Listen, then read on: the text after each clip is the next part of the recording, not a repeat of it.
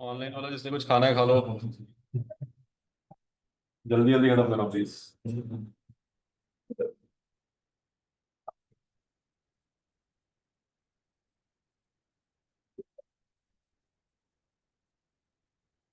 हाय यश, दिशा, सिमरनजोत, सिमरनप्रीत, वैभव, नाम में नहीं याद है क्या बोले पड़े।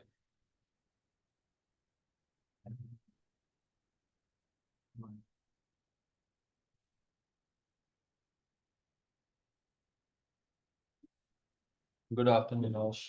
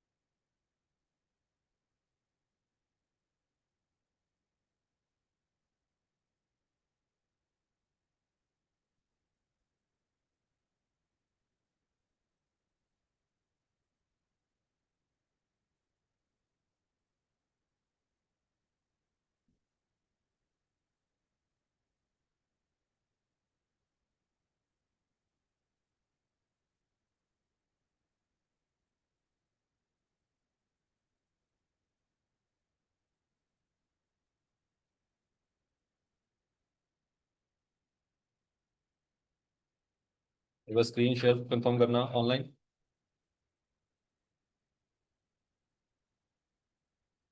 स्क्रीन विजिबल है सबको? Yes sir. ओके।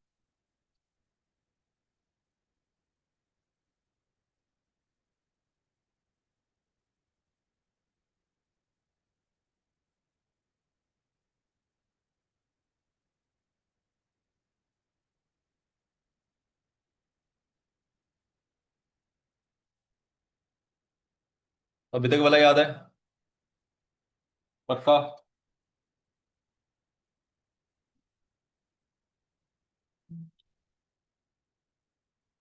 लिमिटेशंस के क्या चार पॉइंट्स थे?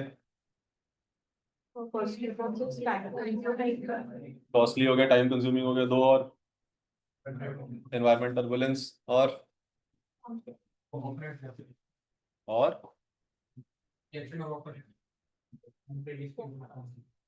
अनप्रिडिक्टेबल तो हो गया, टर्बुलेंट एनवायरमेंट चौथा।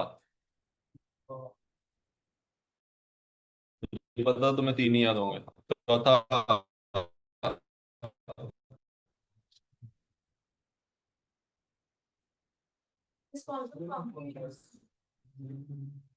अनप्रिडिक्टेबल कॉम्पिटिशन, तो जो हमारा प्लान है वो खराब हो सकता है। इम्पोर्टेंस, इम्पोर्टेंस, डिसीजन हो गया। डायरेक्शन, डिसीजन फ्रेम में पहले डायरेक्शन से चलेंगे, याद रखेंगे हिरारकी में। अगर तुमने बीच बीच में पॉइंट चूज किए तो तुम्हें बाद में उस टाइम पे एक भी चीज भूल गई तो फिर याद नहीं आएगा। बेटर ऑलवेज कि आप उसको उसी हिरारकी में याद करो जिस हमने जैसे हमने पढ़ा है, तभी वो चीज वैसे रिलेट करती जाएगी। पहले क्या पढ़ा था? पहले द्रविड़ आया था तो पहले उसने डायरेक्शन बनाई होगी। डिसीजन इस बाद में, पहले उसने डायरेक्शन बनाई, डायरेक्शन एंड गोल के साथ द्रविड़ को लेके आए कि भाई ये करवाना है तूने। उसके बाद उसने रोहित शर्मा से मिलकर क्या डिसाइड किया? डिसीजन फ्रेमवर्क बनाया। तीसरा कि भाई डिसीजन बनाने के लिए प्रोएक्टिव खेलना पड़ेगा, पहले से प्लान करके चलना पड़ेगा। चौथा, फ्यूचर के लिए प्रिपेयर करेंगे। पांचवा, डिफेंस मैकेनिज्म, जडेजा को बुलाएगा फ्यूचर के लिए। बस बंदे याद रखने हैं, तीन है ना। और लास्ट वाला,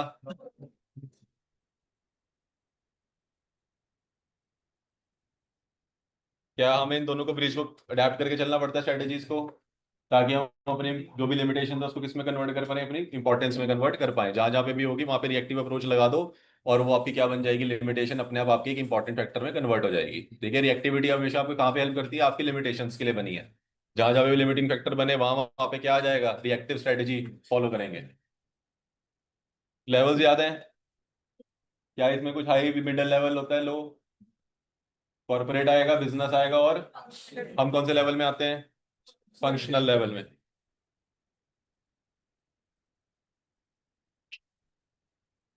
ये तीनों स्ट्रक्चर याद है? पहला वाला कौन सा हमारा फंक्शनल एंड डिविजनल में क्या होता है बेसिकली?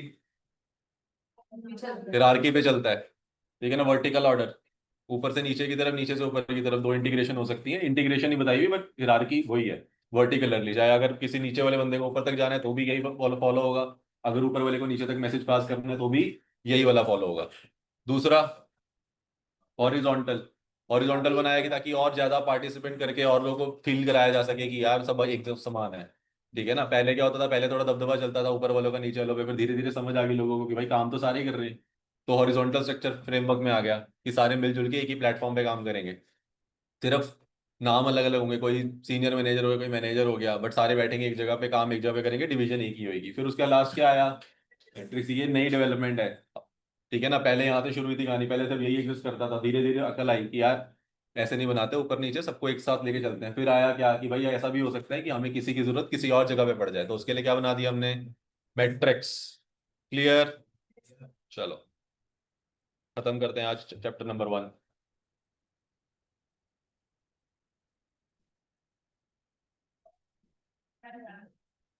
चलो जी, पहले नंबर पे शुरू करते हैं, नया टॉपिक। नया टॉपिक है सबसे अच्छे क्वेश्चंस और पॉइंटर्स वाला, जैसे जैसे बोलते हैं ना, जैसे चैप्टर्स में क्या आते हैं, यूजुअली पॉइंट्स आते हैं, बहुत सारे पॉइंट्स आने के चांसेस होते हैं, तो पॉइंट्स क्रिएट होने की विंडो इस वाले टॉपिक में बहुत ज्यादा है।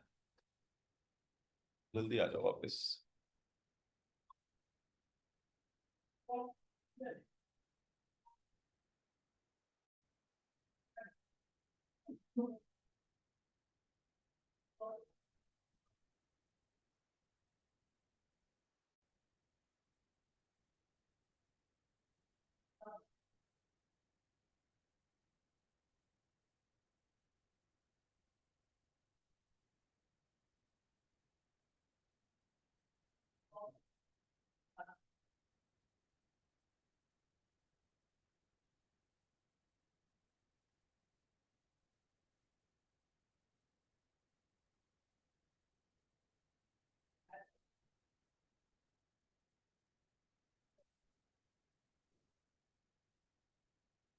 फिर रह गया कभी बात?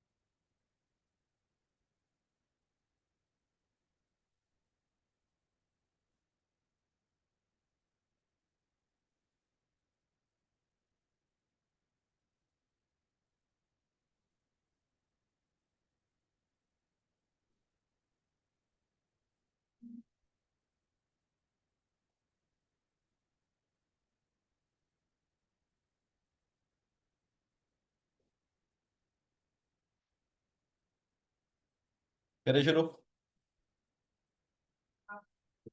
तो ये टॉपिक जब हम लास्ट 1.5 डे में पढ़ना शुरू करेंगे, चैप्टर नंबर 1 को नीचे से पढ़ेंगे, ऊपर से नहीं पढ़ेंगे। इस वाले टॉपिक से शुरू करेंगे पढ़ना और फिर ऊपर की तरफ जाएंगे, ठीक है। 1.5 डे में याद रखेंगे इसको, टाइम वेस्ट नहीं करना है, टाइम बचाना है उस दिन। तो पहले कहाँ से शुरू करेंगे, स्ट्रेटेजिक इंटेंट से।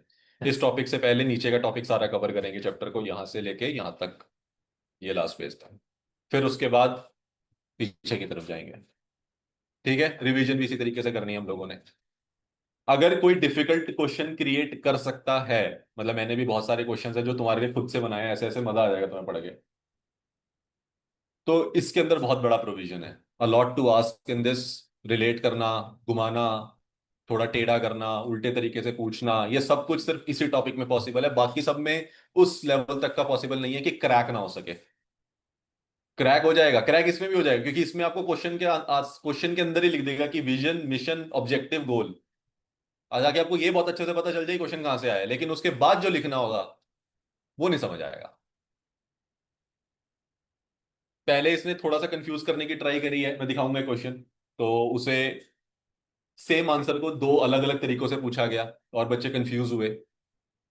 जो ये चीजें होती है ना, ये आती है एग्जामिनर्स, हमेशा क्या करता है एग्जामिनर टीचर्स के लिए, जब क्वेश्चन आंसर्स का सजेस्टेड आंसर देता है तो एक टीचर्स के लिए नोट रिलीज करता है जिसमें वो बताता है कि बच्चों ने कहाँ कहाँ पे क्या क्या, एवरेजली मुझे पता चला कि बच्चे नहीं क्रैक कर पाए।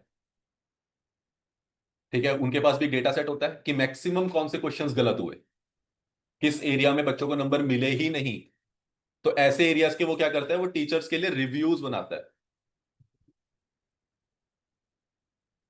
तो वो उसके लिए क्या करता है, टीचर्स के लिए बना के देता है कि ये समरी है, इससे आपको ये पता चल जाएगा कि कहाँ कौन से एरियाज ऐसे हैं जो बच्चों के लिए अभी भी लैकिंग है, या फिर उनको उतने ज्यादा तरीके से समझ नहीं आई, या वो आंसर जो लिखना था वो ना लिख के कुछ और ही लिखा है। तो इन एरियाज को बहुत एग्जामिनर्स के लिए दिया जाता है। तो वहां से हम, जो मैं अभी ये लाइन बोल रहा हूँ कि एक ही तरह के दो क्वेश्चन आए, बच्चे क्रैक नहीं कर पाए, ये रेलेवेंट फैक्ट है, खुद से नहीं बनाया हुआ। मेरी ऑब्जर्वेशन पेपरों को देख देख के पेपर इतने मैंने चेक नहीं करे हैं, ये आईसीएआई की तरफ से हमें प्रोवाइड की हुई विंडो है। ठीक है ना, तो उसके बेसिस पे अभी आएंगे उस क्वेश्चन पे भी। तो इसलिए यहां से शुरू करेंगे हमेशा अपना चैप्टर को पढ़ना, क्योंकि तब तक आप इतना एसएम कर चुके होंगे कि आपको ये सब लिमिटेशंस इंपॉर्टेंस वगैरह को ज्यादा टाइम लगेगा नहीं, ना ही उस पर ज्यादा ध्यान देना है।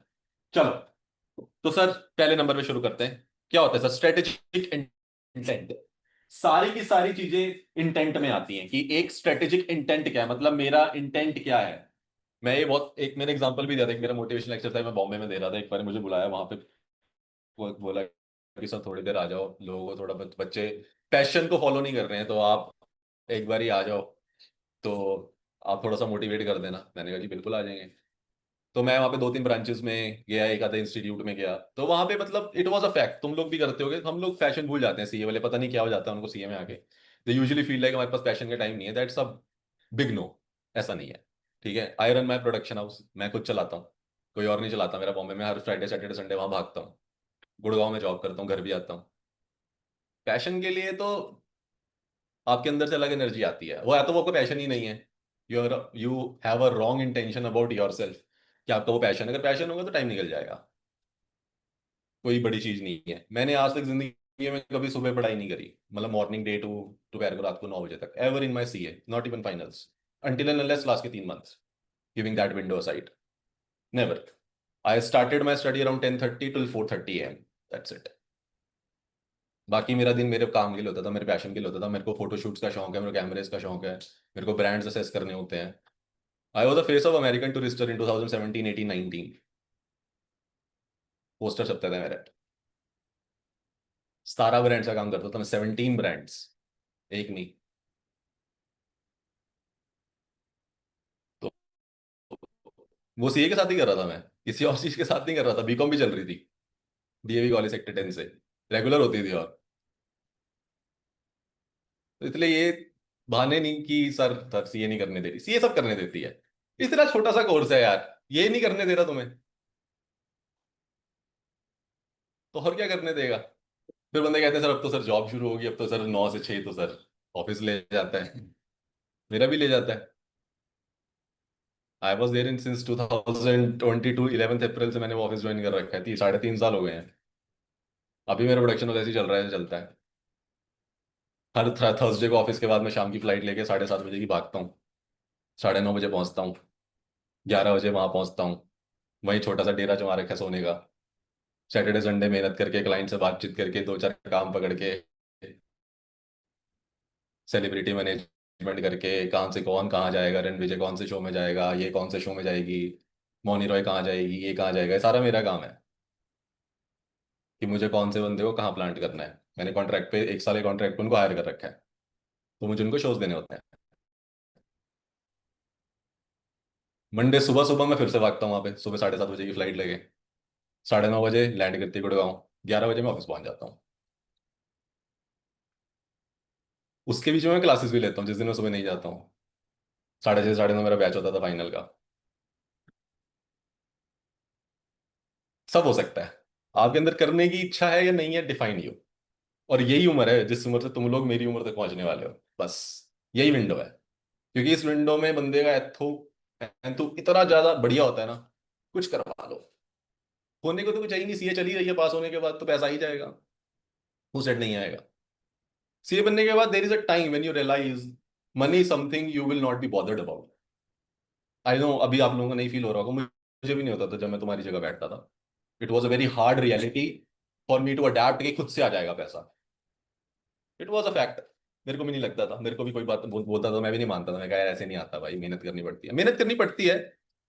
But when you become CA you get to know how to do it, you get that confidence in you to say कि सर हो जाएगा।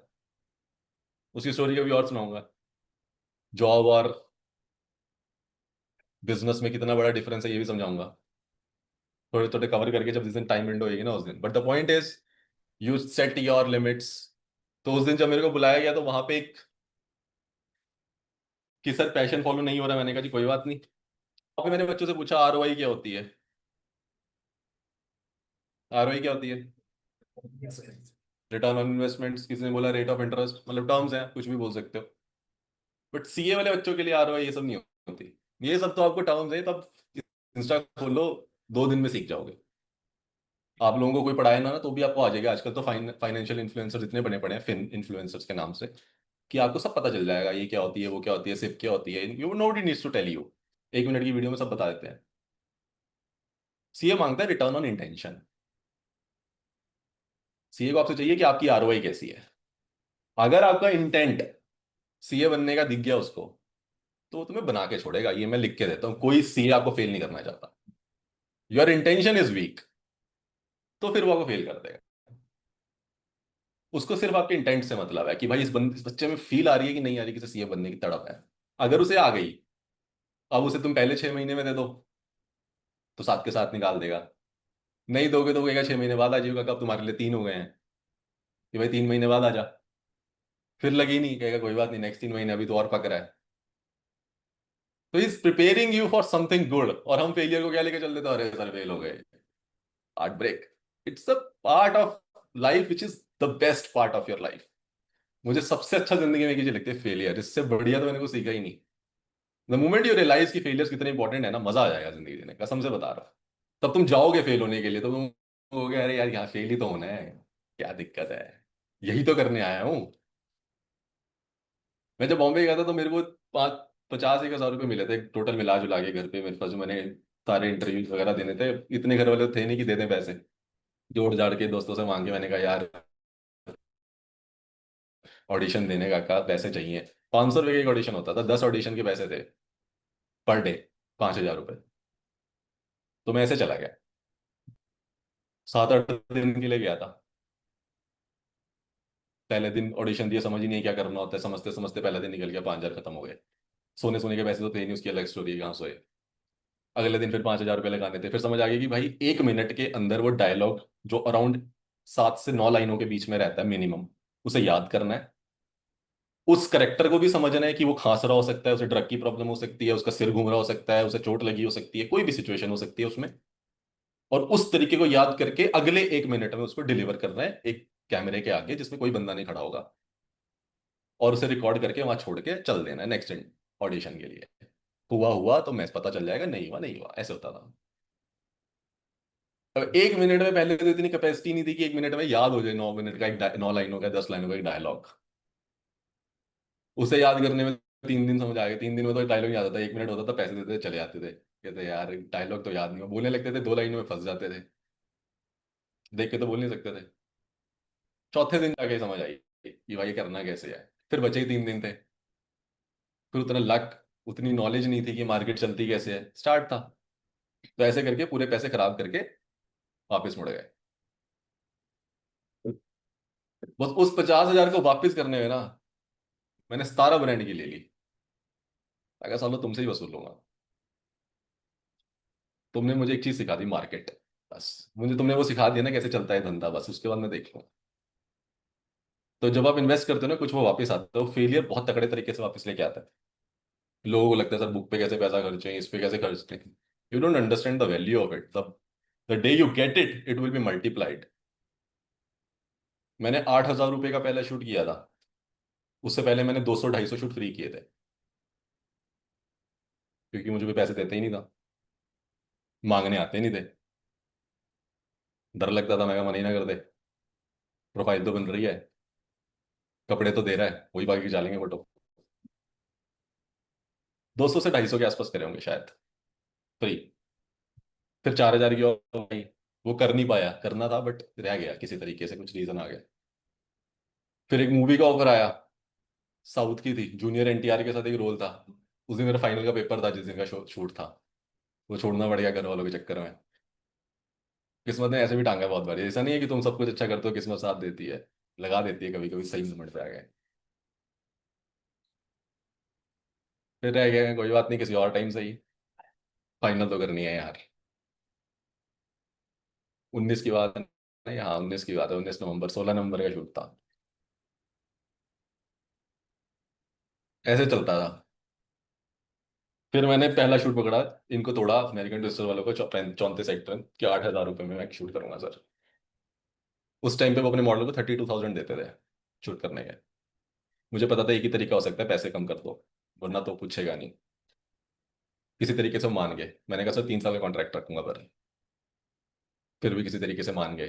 थोड़े बहुत फोन घुमाने पड़े, थोड़ा बहुत हाथ जोड़ने पड़े कि सर मान जाओ यार देख लो। उसका तीसरे साल का शूट मैंने 40,000 रुपये लिए थे, 8,000 के कॉन्ट्रैक्ट साइन करने के बावजूद भी। मैं कहा मैं करूंगा ही नहीं तीसरा शूट। उससे पहले मेरे पास 10-12 ब्रांड आ चुके थे, गार्नियर, बहुत सारे। मैं कहा जी मैं नहीं करता। कह रहे नहीं नहीं यार करना है तेरे को ही करना है। मैं कहा जी करना है तो फिर 40,000 लगेंगे। आप 32 उसको देते थे, 2 साल में प्लस कर लो टाइम वैल्यू ऑफ मनी, 8-1 हज़ार रुपये और बढ़ते हैं। देते हो तो बताओ। 3 फोटोज की चाहिए थी, मैंने 1 मिनट लगाया था। मुझे आज भी याद है। हम गए, बैठे, पीछे वो थी, रेड कलर की स्क्रीन थी, एक बैग, 3 फोटोज। सेकंड वाली फोटो आ गई थी बेस्ट, मुझे पता था ये सिलेक्टेड डन है। 1 मिनट, सिंगल मिनट लगा था पूरा। 3 क्लिक करने में जितना टाइम लगता है लगा लो, बस उतना टाइम लगा था। सेटअप करके रखते हैं। I go, I sit, I click, sir पैसा, और घर। और फिर कहते हैं अरे जरा आप तो 40,000 वाले शूट करते हो, उससे पहले कोई 250 खाली शूट नहीं गिनता। ठीक है, तो वैल्यू कहाँ से आती है आपकी? फेलियर्स। वो सारे फेलियर्स थे मेरे लिए। मैं पूरी मेहनत कर रहा हूँ, कुछ नहीं मिलके लेके आ रहा घर पे। दिल्ली जाता था, टिकट खर्ची आने जाने की, कुछ नहीं मिलता था। 1,000 रुपये लग जाते थे। खाने के 1,500 रुपये अलग से लगा दो, 1,500 रुपये में जीरो वैल्यू। तो इसलिए बता रहा हूँ, don't leave your passion for anything. समझ गए कि नहीं? कल कोई भी बोले कि यार ये कर रहे हो, ये कर रहे हो, कर रहे हो, नहीं मानना। क्या जो करना आता है, जो पसंद है वो जरूर करूंगा, चाहे आधा घंटा करूँ दिन का, 1 घंटा करूँ, पौना घंटा करूँ, doesn't matter. Just do it. Even if your tomorrow is your exam, doesn't matter, do it. क्योंकि उसमें जो मजा है ना, वो तुम्हारा बाकी 24 घंटे में 23.5 घंटे बना के रखेगा। ठीक है, समझ गए सारे? जिसको पेंटिंग पसंद है पेंटिंग करेगा, जिसको कुछ देखना पसंद है वो देखेगा, जो पसंद है। What ever you feel like doing it, do it for another 45 minutes of your day. Got it? चलो। तो उस टाइम पे क्या उसने मेरे को बोला कि मैंने जब उन्हें समझाया तो वहां पे मैंने क्या बोला था, यही वर्ड, कि रिटर्न ऑन इंटेंशन। क्योंकि इंटेंशन के बीच में ना आपके ये चारों एरियाज कवर हो जाते हैं। सर कौन कौन से? इंटेंशन अगर आपकी होगी, विजन आपका सीए बनना है, आपके इंटेंट में दिखना चाहिए। उसके लिए आप प्रिपेयर्ड हो रहे हो, आपके मिशन में नजर आना चाहिए। और उसके लिए आप कुछ कर रहे हो या नहीं कर रहे हो, मतलब वो छोटे छोटे टारगेट्स, जिसे मैं किस टर्म्स में बोल सकता हूँ, गोल्स एंड ऑब्जेक्टिव्स। ये आपके सारे एरियाज आपके इंटेंट में नजर आ जाएगा। अगर आपका इंटेंट होगा तो आप इन सब चीजों को प्रिपेयर्ड होगे, मुझे आपसे पूछने की जरूरत नहीं पड़ेगी, मुझे पता चल जाएगा। You are preparing for CA, मुझे पता चल जाएगा कि आपके पास मिशन है माइंड में। कि करंट मिशन इसकी, मेरे को यार ये इंटर निकालना है जनवरी में किसी भी तरीके से। फिर उसके बाद उसके लिए आप क्या क्या कर रहे हो, उसके लिए मुझे आपका टाइम टेबल, आपकी प्लानिंग समझा देगी कि हाँ यार इसके पास क्या है, इसके पास गोल्स हैं, इसके पास ऑब्जेक्टिव्स हैं, इसने टारगेट सेट कर रखा है अपना। बस यही 3 वर्ड्स को हमें बस पढ़ना है कुछ भी नहीं इस टॉपिक के अंदर, लेकिन स्टिल ये one of the finest topic है इस चैप्टर का। Sir definition defines the purpose and organisation strives for, जिसके लिए मतलब उनको एक तड़प है कि यार हमें कुछ करके दिखाना है। What they want to do and why, it is the philosophical base of strategic management. मतलब आप क्या करते हो, आप दो चीजें का आंसर देते हो, what they want to do, कि हम क्या करना चाहते हो और क्यों करना चाहते हो। That defines your that defines your intent.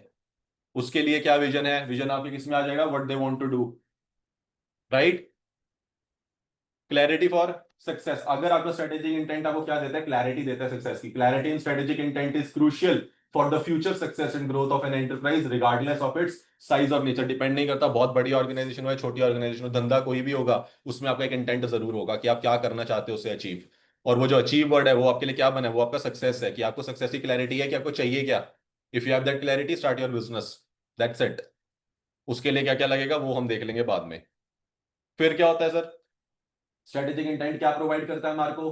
Perspective, offers a long term view of how the organization will achieve its vision, indicating desired market position and new opportunities. तो आपका इंटेंट जो होता है वो बताता है कि आपका लॉन्ग हॉरिजन क्या है, कि आप लॉन्ग टर्म क्या चीज प्लान कर रहे हो, और जो लॉन्ग टर्म चीज होगी आपकी वो किससे रिलेट करेगी, आपके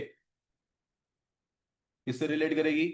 विजन से, कि आपका लॉन्ग टर्म विजन क्या है, बेसिकली आप अचीव कहां तक पहुंचना चाहते हो, इंडिकेटिंग डिजायर्ड, उसके लिए अभी स्टेप आपको जो इस पॉइंट ऑफ टाइम पे अगर स्टार्टअप है तो उसकी मार्केट पोजीशन क्या है, 0 है, अभी तो सर शुरू भी नहीं करा, स्टार्टअप है नया नया, या कोई करंट बिजनेस है जो अपना इंटेंट क्लियर करवाना चाहता है आपसे। ऐसे क्वेश्चंस भी आएंगे कि एक मैनेजमेंट है बहुत तरीके से चल रही है, बहुत सारे लोग हैं काम कर रहे हैं, लेकिन किसी को यही नहीं पता वो काम किस पर्पस के लिए कर रहे हैं, उन्हें यही नहीं पता कि उनका कॉमन ऑब्जेक्टिव क्या है, उन्हें यही नहीं पता कि कहाँ जाना है, उनका वाई मिसिंग है, उनका वट मिसिंग है।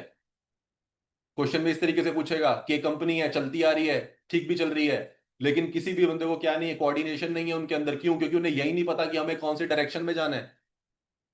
किसी एक टीम को लगता है कि हमारा टारगेट है ये अचीव करना, दूसरी को लगता है हमारा टारगेट है ये अचीव करना, मतलब ऊपर से एक सही लेवल पे कम्युनिकेशन ही नहीं आई है।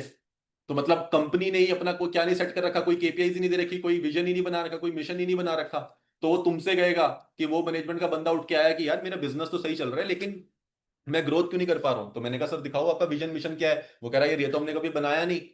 तो फिर वो कहेंगे कि एक सीए के पास वो जाएगा एसएम वाले कि भाई तू मेरे को हेल्प कर सकता है, मेरे एक बार डिफाइन कर दे यार, विजन मिशन गोल्स ऑब्जेक्टिव्स बना दे, and he will tell you in the exam. अब तक ये क्वेश्चन आया नहीं है बट बहुत जल्दी आने वाला है कि आपको आएगा कि आप लिख के दो, आप उसके लिए विजन स्टेटमेंट बना के दो, आप उसके लिए मिशन स्टेटमेंट बना के दो, आप बता के दो कि इन वाले जो तूने ये मिशन बनाया है इसको गोल्स एंड ऑब्जेक्टिव्स तक पहुंचने के लिए कैसे कन्वर्जन होगी, taking you to a little higher level expect. जो तुम मान के चलो सीए बढ़ने वाला है, आईसीए बढ़ने वाला है, वहां तक क्वेश्चन खत्म हो गए इसके। अब जो नॉर्मल आते थे ये सारे कि हाँ ये डिफरेंस बता दो, ये देखो ऐसे ऐसे क्वेश्चन आते थे, ये आएगा, ये आता था आज तक। एसेंशियल्स बता दो स्ट्रेटेजिक विजन के क्या क्या एसेंशियल होते हैं, 5 पॉइंट। उसके बाद इस क्वेश्चन को छोड़ दो, इसको बाद में समझाऊंगा ये यहाँ पे क्यों है। इंपॉर्टेंस बता दो मिशन स्टेटमेंट की।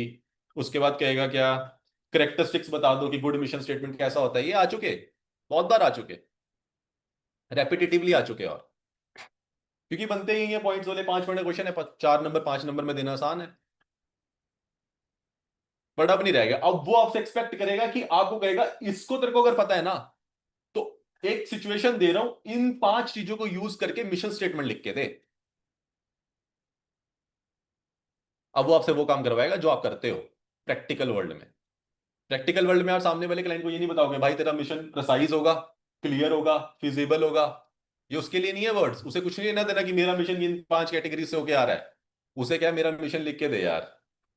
आपको क्या ध्यान रखना है कि उसका मिशन क्या हो, प्रिसाइज हो, क्लियर हो, फिजिबल हो, डिस्टिंक्टिव हो और मोटिवेटिंग हो। ये आप ध्यान रखोगे क्योंकि आपने ये पढ़ा है। आप उसको पढ़ाने मत बैठ जाना वहां पे, क्या मैं तेरे को समझाऊं तेरा मिशन कैसे लिखा जाएगा, उसे नहीं लेना देना। और तुमने उसे समझा दिया तो वो कहेगा ये 5 पॉइंट का काम कल से मैं कर लूंगा। You get it? तो पेपर में क्या आने वाला है कि क्या मिशन लिख के दो, आपको उसके लिए पहले याद रखना पड़ेगा ये कंसेप्ट। तो आप पेपर में जल्दी से जाओगे, साइड में लिखोगे 5 पॉइंट, अब उस वाली केस स्टडी को इन 5 पॉइंट से रिलेट करके वो वर्ड्स ढूंढ के लेके आओगे जो वर्ड्स उस केस स्टडी में प्रिसाइज नजर आ रहे हो, क्लियर नजर आ रहे हो। ये 5 वर्ड्स में उस केस स्टडी से ये रिलेट करना है, बस सिंपल, मुश्किल नहीं है, लेकिन हर कोई नहीं कर पाएगा। इसका बनाया मैंने क्वेश्चन, प्यारा सा बड़ा, दिखाऊंगा आने दो टाइम। चलो, तो सर क्या देता है वो हमारे को, क्या प्रोवाइड करता है, पर्सपेक्टिव। स्ट्रेटेजिक इंटेंट क्या करता है, प्रोवाइड करता है पर्सपेक्टिव, यस नो। और क्या वो फ्रेमवर्क बनता है हमारे एक्शंस का, जो भी हम एक्शंस लेने वाले हैं आगे किसी भी चीज को अचीव करने के लिए, जो हम टारगेट रखेंगे, जो हम गोल रखेंगे, जो भी करेंगे, क्या वो स्ट्रेटेजिक इंटेंट हमारे को फ्रेमवर्क प्रोवाइड कर देगा एक्शन लेने का। तो अगर वो फ्रेमवर्क, अब तुम्हें स्ट्रेटेजिक इंटेंट वो कभी कभी क्या कहता है, वो कहता है 3 इंपॉर्टेंस बता दो, 3 फंक्शंस बता दो, 3 करेक्टरिस्टिक्स बता दो, कुछ भी बोले। उनसे बोला 3 बता दो स्ट्रेटेजिक इंटेंट का कुछ भी। मैं तुम्हें क्या बोल रहा हूँ, कोई वर्ड नहीं याद रखना, स्ट्रेटेजिक इंटेंट का 3 कुछ भी पूछे तुमसे, तुम्हें क्या लिख के आना है, पहला क्लैरिटी ऑफ सक्सेस, दूसरा प्रोवाइड पर्सपेक्टिव्स, तीसरा framework for actions. These are the functions, these are the characteristics, these are the importance, anything related to strategic intent is limited over this slide. इससे बाहर है ही नहीं। पेपर में तुम्हें कुछ भी वर्ड आए, ऐसे घुमाए वैसे घुमाए, 3 नंबर का दिखा, स्ट्रेटेजिक इंटेंट दिखा, उसके अंदर कोई वर्ड नहीं देना चाहिए उसे, विजन नहीं देगा, मिशन नहीं देगा, गोल नहीं देगा, ऑब्जेक्टिव नहीं देगा। इन 4 पर्टिकुलर के बारे में नहीं होना चाहिए क्वेश्चन। ये पहला चेक, कि कोई पर्टिकुलर तो नहीं पूछ रहा कि विजन, स्ट्रेटेजिक इंटेंट के अंदर विजन बता, फिर ये नहीं लगेगा। स्ट्रेटेजिक इंटेंट के अंदर मिशन बता, फिर ये नहीं लगेगा। स्ट्रेटेजिक इंटेंट ओवरऑल बता, कुछ पर्टिकुलर नहीं दिया, विजन मिशन गोल ऑब्जेक्टिव है, 4 वर्ड आपको क्वेश्चन में नजर नहीं आ रहे हैं, तो क्या लगेगा? ये लगेगा। तो मतलब ये लीस्ट प्रेफर्ड आंसर होगा। एम आई राइट? ये लीस्ट प्रेफर्ड आंसर होगा सर। लीस्ट प्रेफर्ड क्यों होगा? क्योंकि यूजुअली विजन के ऊपर आएगा तो विजन का आंसर बन के आएगा, मिशन के ऊपर आएगा तो मिशन में भी आंसर है, गोल आएगा तो गोल का भी आंसर है, ऑब्जेक्टिव आएगा तो ऑब्जेक्टिव का भी आंसर है। उसके भी अपने अपने कैरेक्टरिस्टिक्स हैं, उसके अपने अपने फंक्शंस हैं, उसकी अपनी इंपॉर्टेंस है, तो वो तो वही लिखेंगे। लेकिन अगर उसने कुछ नहीं बताया, उसने बोला कि एक कंपनी को एक स्ट्रेटेजिक इंटेंट में वो क्या हेल्प करता है एक ऑर्गेनाइजेशन का, या उसकी क्या कैरेक्टरिस्टिक्स हो सकती हैं, या एज अ सीए आप कौन से 3 एरियाज का ध्यान रखोगे when you decide strategic intent, ऐसा क्वेश्चन जब वो पूछेगा तो क्या करना है? पहले बताना है स्ट्रेटेजिक इंटेंट क्या होता है, वो ये 2 क्वेश्चन का आंसर देता है, व्हाट और व्हाई का। उसके बाद बताना है कि सबसे पहले वो क्या करता है, क्लैरिटी फॉर सक्सेस में हेल्प करता है, प्रोवाइड करता है आपको एक अच्छा पर्सपेक्टिव, और आपके लिए एक फ्रेमवर्क बनाता है कि आप एक्शन ले पाओ on the basis of your, अब तुम डालना उसके अंदर विजन मिशन गोल और ऑब्जेक्टिव, ताकि उसे ये भी पता तुम्हें उसके अंदर के 4 पॉइंट भी आते हैं। Am I clear? पक्का? आवाज अच्छे से आनी चाहिए। M I clear? डन है ये स्लाइड? लिखो इसके यहाँ पे, least preferred answer 3 marks, when least preferred answer 3 marks when question does not state vision mission goal objective.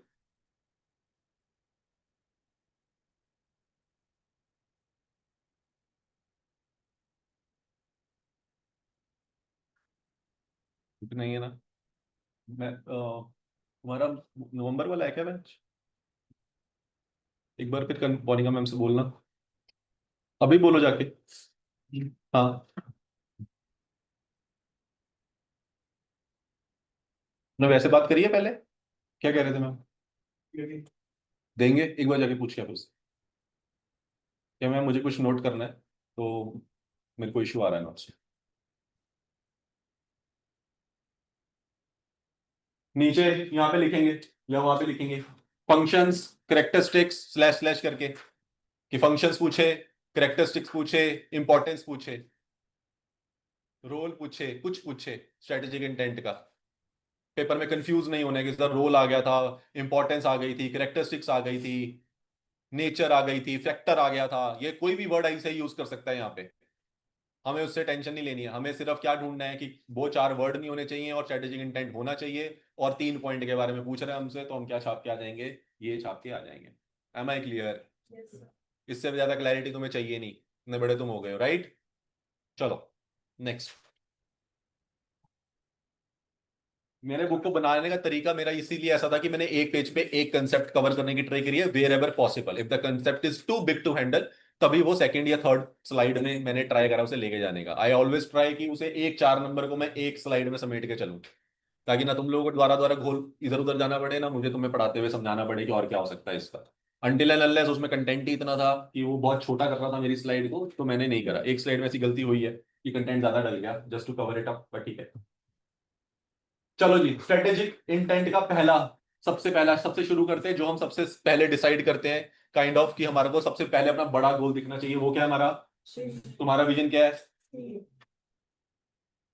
चलो आ जाओ डेफिनेशन पे।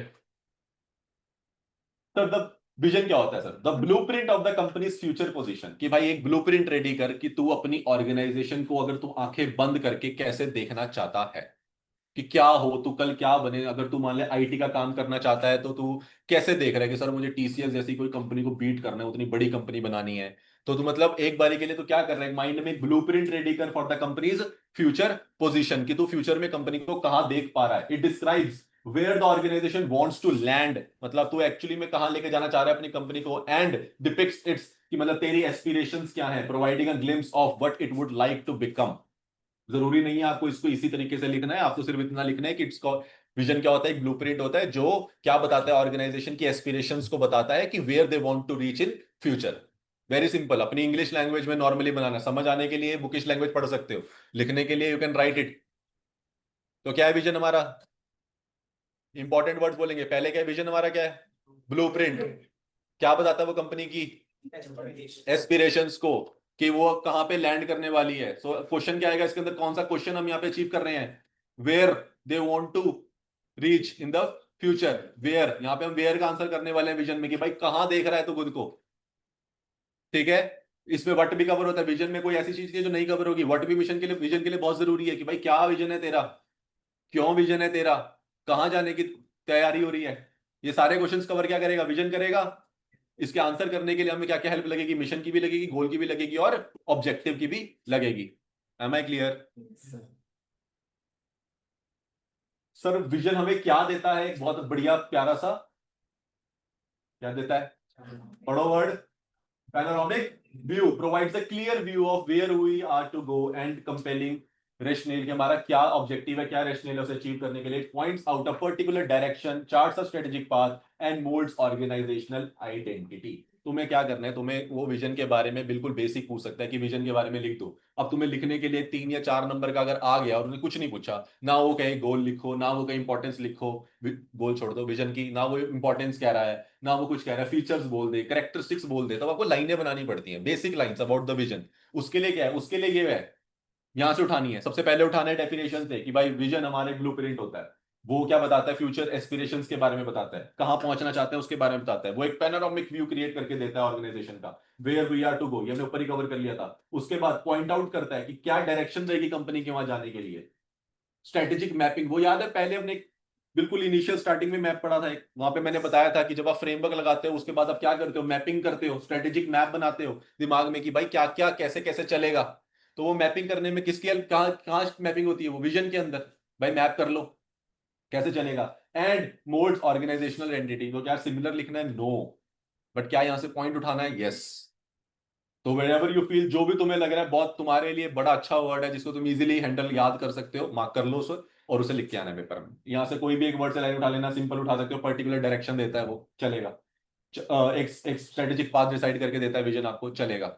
What ever you feel like you have to write it. But ठीक है, question आने के chances सबसे क्या है? कम। क्या है? बिल्कुल बेसिक क्वेश्चन अब नहीं आएंगे। तो विजन क्या होता है, कैरेक्टरिस्टिक्स बता दो। मतलब बहुत ही ज्यादा पेपर करने वाला तुम्हारा बोल वेल विशर निकल जाए तो बात अलग है कि वो ये पूछ ले। बट कभी कभी याद रखना, जितना सिंपल क्वेश्चन होता है उतना डिफिकल्ट होता है पेपर में याद आना, क्योंकि हम बहुत बेसिक्स को लास्ट 1.5 दिन पे ज्यादा तवज्जो नहीं देते। जब तुम 1.5 दिन में पढ़ने जाओगे ना, तो तुम पढ़ोगे असेंशियल्स ऑफ विजन, बड़ा इंपॉर्टेंट है यार टॉपिक। तुम असेंशियल्स तो पढ़ जाओगे, लेकिन तुम क्या नहीं पढ़ के जाओगे? उसकी कैरेक्टरिस्टिक्स नहीं पढ़ के जाओगे, बिकॉज कैरेक्टरिस्टिक्स सबसे बेसिक थी, सबसे लो थी। तुम्हें लगेगा मैं तो बना लूंगा, वो पेपर में बनाते बनाते पहला वर्ड ही नहीं आ जाता, और पहला नहीं आता तो चार तो नहीं बनेंगे पॉइंट्स। तो इसलिए लाइन नहीं याद करनी है, वर्ड्स याद करो। ब्लूप्रिंट होगा माइंड में तो लिख दोगे कि विजन एक ब्लूप्रिंट क्रिएट करके देता है कंपनी का। दूसरे नंबर पे क्या याद होगा? कि क्वेश्चन अचीव करके देता है कहां जाने वाले हैं। एस्पिरेशन वर्ड याद रखना है बस, तो वही वर्ड मार्क करने। देखो प्रॉब्लम क्या आती है, मैंने बच्चों की बहुत सारी बुक्स देखी, सब मार्क कर देते हैं, पूरी पूरी लाइन हाईलाइट कर देंगे। पूरी पूरी लाइन हाईलाइट तो करनी है, तो लिखा ही है वो तो। एक वर्ड होना चाहिए जिससे वो लाइन बन जाए। तुम पूरी पूरी लाइनें मार्क करने बैठोगे तो उस टाइम पे 1.5 दिन में पूरी लाइन पढ़नी पड़ेगी, ये जानने के लिए कि इस लाइन के अंदर इंपॉर्टेंट क्या था। तो क्या पॉइंट हुआ उस लाइन को आज मार्क करने का? उस एक वर्ड को, मैक्सिमम 2 वर्ड को, मैक्सिमम 3 वर्ड्स को, अगर एक लाइन 6-8 वर्ड की और तुमने 4 वर्ड ही मार्क कर दिए, तो 50% तो तुमने उस दिन भी पढ़ना है, इसका मतलब। वही तो मैं तुम्हारा 25% करवाना चाहता हूं, क्योंकि टाइम बचे मेरे पास, मैं क्वेश्चंस पे ध्यान दूं, मैं एक और छोटी सी क्विक रिवीजन मार पाऊं, मैं खुद को टेस्ट कर पाऊं। खुद को मैं कैसे टेस्ट करता हूं? बुक बंद कर देता हूं, उसके बाद रैंडमली खोल देता हूं, जहां सा क्वेश्चन आता है सीधा से ध्यान देता हूँ क्या ये मेरे को आता है या नहीं आता, क्योंकि पेपर में तो रैंडम क्वेश्चन आया होगा उस चैप्टर में से। जब तुम पढ़ रहे हो तो तुम्हारे माइंड में एक मैपिंग बनी हुई होती है, अभी ये आएगा, अच्छा इंटेंड करने लगोगे तो पहले से पता होगा, अभी विजन आएगा, फिर मिशन आएगा, फिर गोल आएगा, फिर ऑब्जेक्टिव आएगा। पेपर में थोड़ी आएगा, पेपर में तो गोल भी आ सकता है नीचे से पहले, आ सकता है कि नहीं? तो बुक बंद करनी है, उसके लिए मुझे 2 घंटे चाहिए उस दिन, कि मेरे को बुक बंद करनी है। अब मैं बुक बंद करके रैंडम खोलूंगा एक पन्ना, उसके ऊपर मेरे आगे जो भी सबसे पहले मेरे आंखों में कंसेप्ट आएगा, अच्छा एसेंशियल वाला आया, क्या थे एसेंशियल के 4 पॉइंट, अगर वो करके क्रैक तुम, तो हो जाएगा पेपर। वहां रुक गए तो पेपर में भी रुक जाओगे। ये सिंपल तरीका है खुद को जज करने, और वो तुम्हें ये बता देता है कि कौन कौन से कंसेप्ट पे तुम्हें रिवर्क करने की जरूरत है, उसके लिए अगले दिन की सुबह बची होती है, तो वो भी बचा के चलनी है मुझे। तो अगर मैं 50-50% मार्क करके 1.5 दिन के लिए रखूंगा तो क्या बचा लूंगा इतना टाइम? तो क्या करना है, mark very particular words which are required. सारे सब्जेक्ट्स की मेरी बात याद रखना, स्पेशली डीटी। जब तुम टैक्स कर रहे होते हो, बहुत गंदी आदत है पूरा मार्क कर देना लाइन को। It's very hard to do that in 1.5 day, remembering पूरी की पूरी लाइन क्या कहती है डीटी की, इतना नहीं पढ़ सकते हो। सेक्शन 28 क्या बोलते हो, उसका सार पता होना चाहिए पीजीपीपी का, कि ये बोलता है इस एरिया में ये नहीं है तो डिस्क्वालिफाइड है। उतनी अंडरस्टैंडिंग पहले लेनी है, अगर वो उस दिन लेने लगोगे फिर नहीं होता पेपर, 1.5 दिन में तैयारी नहीं हो सकती फिर। तो 1.5 दिन को प्लान करना बहुत बहुत इंपॉर्टेंट है। तो उसके लिए यहाँ पे क्या हुआ, ऊपर क्या मार्क करना है, ब्लूप्रिंट, एस्पिरेशंस। यहाँ पे क्या मार्क करना है, where we are to go, strategic path या direction, whatever feels right to you. चलो जल्दी से आगे। सर और विजन क्या करता है, हमारे को हेल्प करता है कम्युनिकेशन एंड मोटिवेशन में। ऑब्वियसली अगर आप विजन बनाओगे और उसको बना के अपने पास रख लोगे तो क्या कंपनी के लोग अचीव कर लेंगे? नहीं कर पाएंगे। आपको क्या करना पड़ेगा, उसको कम्युनिकेट करना पड़ेगा। तो a clear articulated vision communicates management's aspirations to the stake holders and steers the energies of the personnel in common direction. तो बेसिकली क्या कहना चाह रहे हैं कि विजन जो होता है वो हमें क्या करता है, लोअर जो हमारा लास्ट वाला लेवल था, फंक्शनल लेवल। अब आपने इतना चैप्टर पढ़ लिया है, जब इसकी लाइन को मॉडिफाई करनी है तो right it in your good language कि जो एक मिशन विजन है हमारा वो कॉर्पोरेट लेवल से शुरू होके फंक्शनल लेवल तक क्या होना चाहिए, कम्युनिकेट होना चाहिए। हर पर्सनल जितने भी लोग काम कर रहे हैं उनकी एस्पिरेशन एक ही डायरेक्शन में क्या करनी चाहिए, मूव करनी चाहिए। बन गई लाइन, क्या बहुत मुश्किल थी बनानी? फिर क्या कह रहे हैं, असेंशियल नीचे है ये, तो ये तो विजन के बारे में आएगा। और कैरेक्टरिस्टिक्स के बारे में पूछ सकते हैं तो क्या लिखेंगे, विजन क्या होता है, ब्लूप्रिंट पहले। अगर इसे अगर विजन के बारे में डेफिनेशन नहीं पूछे, सीधा पूछे कि एक विजन की क्या बता दो, कैरेक्टरिस्टिक्स बता दो, तो कौन क्या लिखेंगे कैरेक्टरिस्टिक्स में? 4 पॉइंट, जल्दी जल्दी। पहला कि विजन एक ब्लूप्रिंट की तरह काम करता है ऑर्गेनाइजेशन के लिए। दूसरा, दूसरा एस्पिरेशंस, एस्पिरेशंस बताता है। तीसरा, कहां पहुंचना चाह रहे हैं उसके बारे में बताता है। चौथा, स्ट्रेटेजिक पाथ बना के देता है आपको। पांचवा, कम्युनिकेट किया जाता है from the corporate level to the functional level, और सारे के सारे लोग को क्या करा जाता है, लाइन किया जाता है कि वो एक ही डायरेक्शन में मूव करें टुवर्ड्स द स्ट्रेटेजिक विजन। बना लोगे? बन गए पॉइंट्स। सर काफी बार रिपीट, अच्छा ये भी तो पढ़ लेते हैं, इन्होंने इतने प्यार से बनाया है यार, एचडीएफसी ने, पढ़ लो उनका विजन क्या है, क्यों छोड़ना। एचडीएफसी का विजन क्या है, to be a world class Indian bank. ये लाइन से शुरुआत करी थी उन्होंने जब अपनी जिंदगी में शुरुआत करी थी, आज देखो कहां पहुंचा हुआ है, जाइंट। फिर हमारी प्यारी एलआईसी क्या कहती है, a transnationality competitive financial conglomerate of significance to societies and pride of India. बड़ा तगड़ा विजन रखा था इन्होंने, पता नहीं किसने बनाया हुआ, बहुत बढ़िया कोई बंदा होगा जिसको इंग्लिश अच्छी आती थी। हमारे भाई साहब, everybody is pocket. We believe that we are on the face of earth to make great products and that's not। कभी ये चेंज नहीं करते, सेम सेम डिजाइन रिपीट करते रहते हैं। विजन में लिखा हुआ इन्होंने, लोग कहते रहते हैं भाई एप्पल कुछ बदल नहीं रहा, क्यों बदलेगा? अगर लोग विजन में क्लियर है, हमारी एक्सपेक्टेशन गलत है उनसे। चलो sir, very much repeated question, यही ऊपर है ठीक है, वो चौथा वाला बॉक्स बना हुआ है, इसी क्या है, तो मैं इसको यहीं से पढ़ा रहा हूँ, सेम है वहां पे भी। सर एक बिल्डिंग, अगर आपने क्वेश्चन को कह सकता है कि आपको एक स्ट्रेटेजिक विजन बिल्ड करना है तो एज अ सीए आप कौन से फैक्टर्स, कौन सी कैरेक्टरिस्टिक्स, किस तरीकों का क्या ब्ला क्या ब्लो याद रखोगे एक अच्छा क्या बनाने के लिए स्ट्रेटेजिक विजन। मैं क्या कह रहा हूं, पेपर के अंदर कंफ्यूज करने के लिए कोई वर्ड दे पर्यायवाची को, आपने वहां पे बैठ के अपने आप को बस ये वो नहीं होने देना कि भाई मैं डाइल्यूट हो जाऊं, इस वर्ड से फोकस हट जाए मेरा, नहीं। क्योंकि जो हमारे पास आंसर है वो एक है, तू मेरे से ऐसे पूछ ऐसे पूछ ऐसे पूछ, मैं यही लिख के आऊंगा। अनटिल एंड अनलेस मुझे केस स्टडी में लेके आ और मुझे कहे कि अपने वाले एसेंशियल्स वाले पॉइंट को इस केस स्टडी पे अप्लाई करके आंसर दे, तो मेरा तरीका बदल सकता है। अगर तूने मुझे सीधा पूछा कि एक स्ट्रेटेजिक विजन बनाने में क्या क्या सोचेगा तू, एक स्ट्रेटेजिक विजन बनाने के लिए तुझको को क्या कंसल्टेंसी प्रोवाइड करनी पड़ेगी, तू मुझसे किसी भी तरीके से पूछ ले, मेरे क्या पॉइंट बनने वाले हैं बस ये।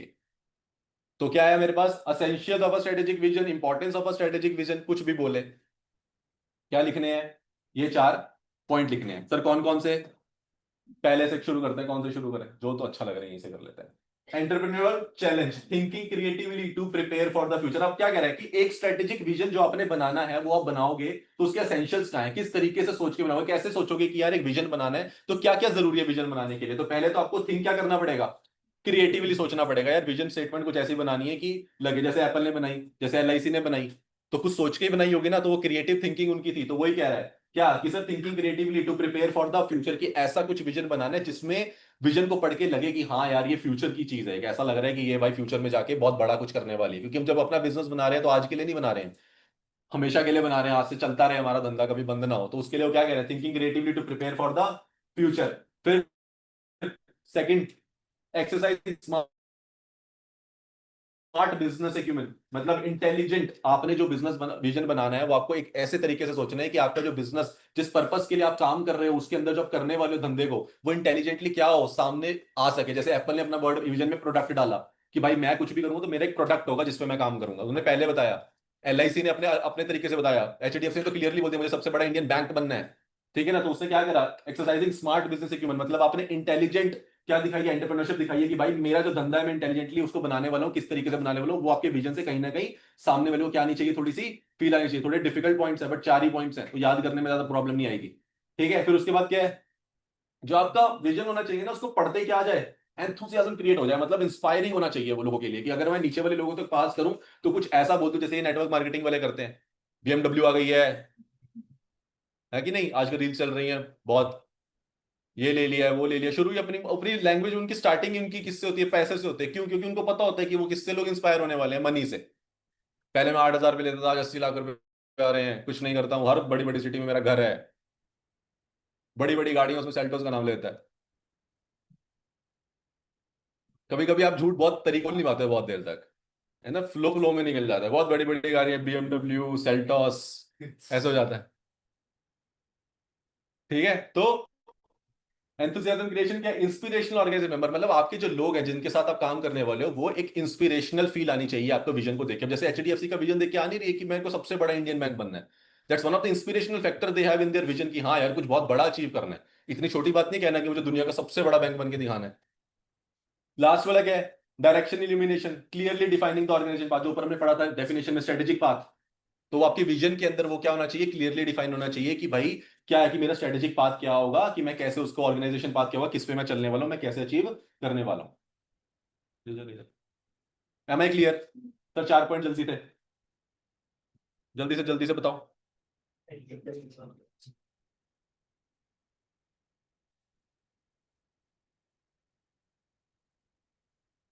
याद करेंगे वर्ड को, चलो कमान।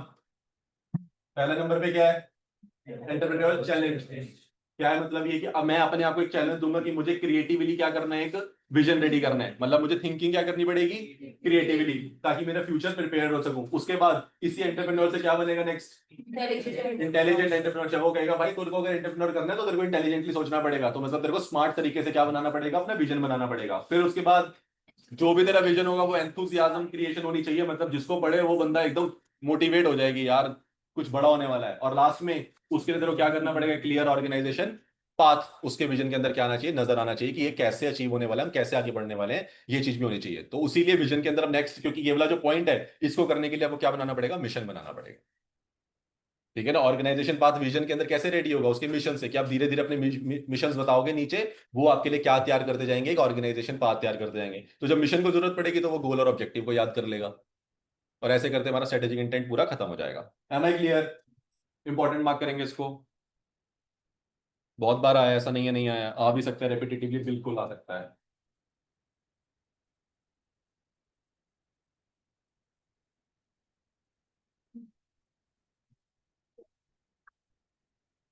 इसका कुछ छोटा छोटा सा बना के भी कोई फायदा नहीं था, क्योंकि इसे वर्ड ही ऐसे हैं, इसको याद ही करना पड़ेगा उस पॉइंट का, कुछ ऑप्शन नहीं है हमारे पास। क्लियर? चलो आगे। विजन हमारा डन है। विजन में हमने पहले एक डेफिनेशन है, उसी के अंदर से कैरेक्टरिस्टिक्स छुपी हुई है, फीचर्स छुपे हुए हैं, और उसके बाद एक एसेंशियल्स है। 3 टॉपिक्स क्लियर। चलो जी, अब आता है नेक्स्ट।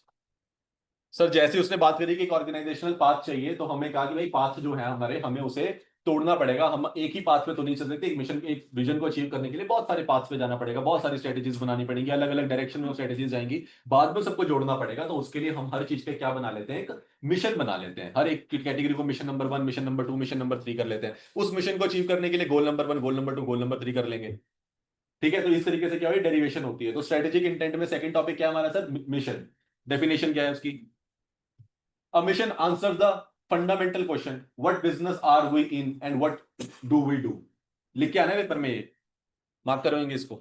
जब भी मिशन का क्वेश्चन आएगा, ये कुछ ये आपने लिख के आना ही आना है कि एक मिशन क्या बताता है, कि what business are we in, क्योंकि हम करेंटली किस बिजनेस में हैं, and what do we do, कि हम क्या करते हैं। क्योंकि आपका मिशन यहां से शुरू होना चाहिए ताकि आपको पता हो कि आपको इसी चीज के लिए गोल्स और ऑब्जेक्टिव्स क्रिएट करने हैं नीचे। तो पहले आपको ये पता होना चाहिए आप धंधा किसमें कर रहे हो और क्या कर रहे हो।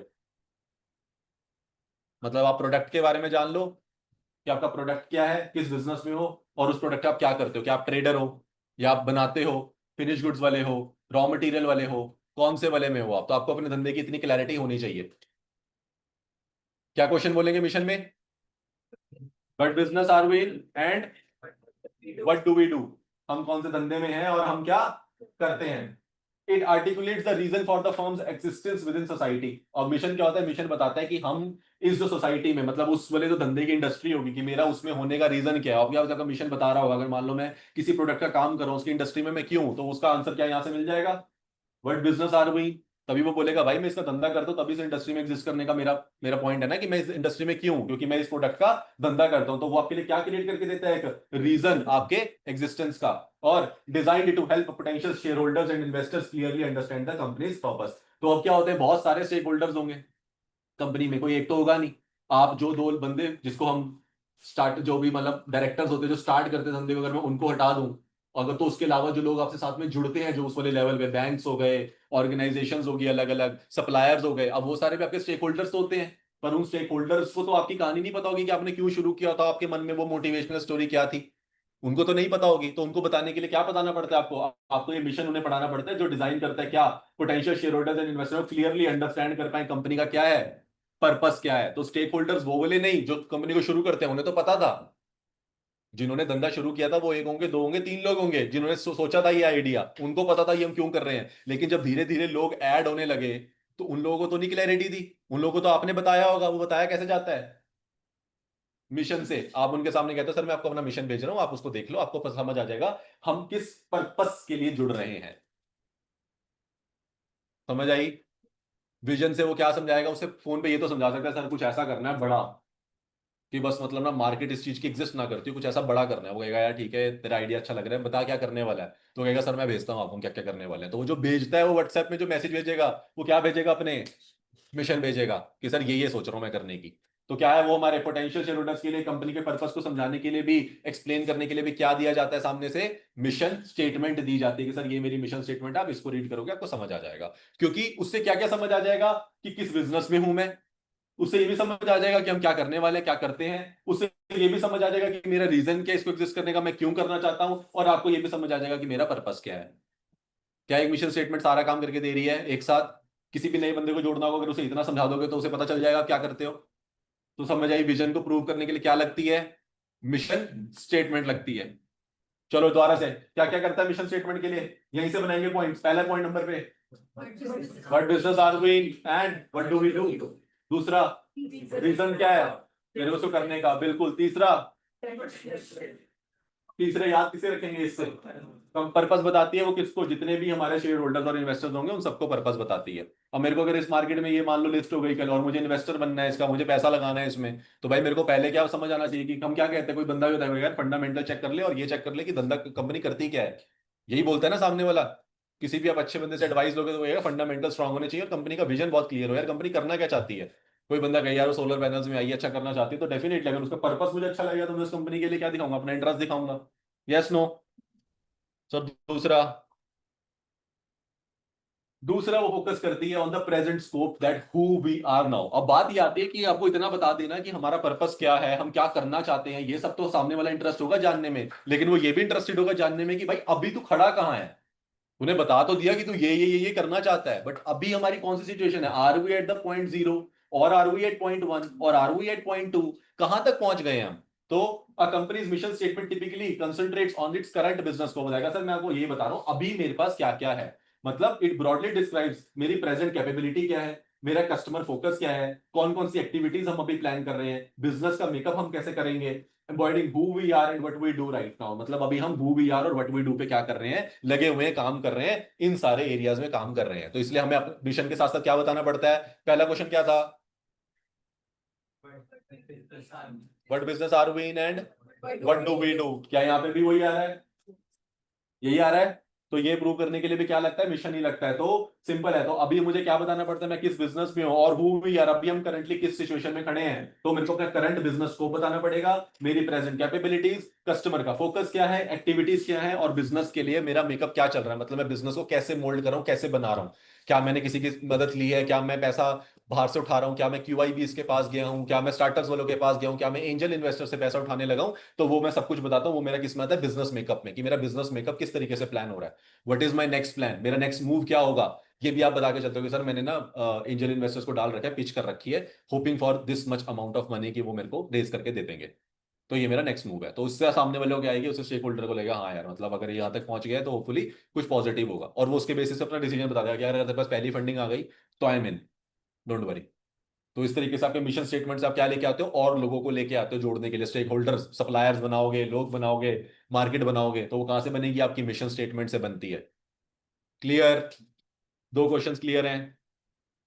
डेफिनेशन में और प्रेजेंट स्कोप, तो मिशन आपका क्या बताता है, मिशन बताता है सबसे पहले what business are we in and what do we, और दूसरे नंबर पे क्या बताता है वो आपका करंट बिजनेस स्कोप। ये दो चीजें नहीं भूलनी है कि आप अभी क्या करते हो, किसमें करने वाले हो, और आपका करंट बिजनेस स्कोप क्या है। दो चीजें कौन एक्सप्लेन करेगा बहुत अच्छे से, मिशन स्टेटमेंट।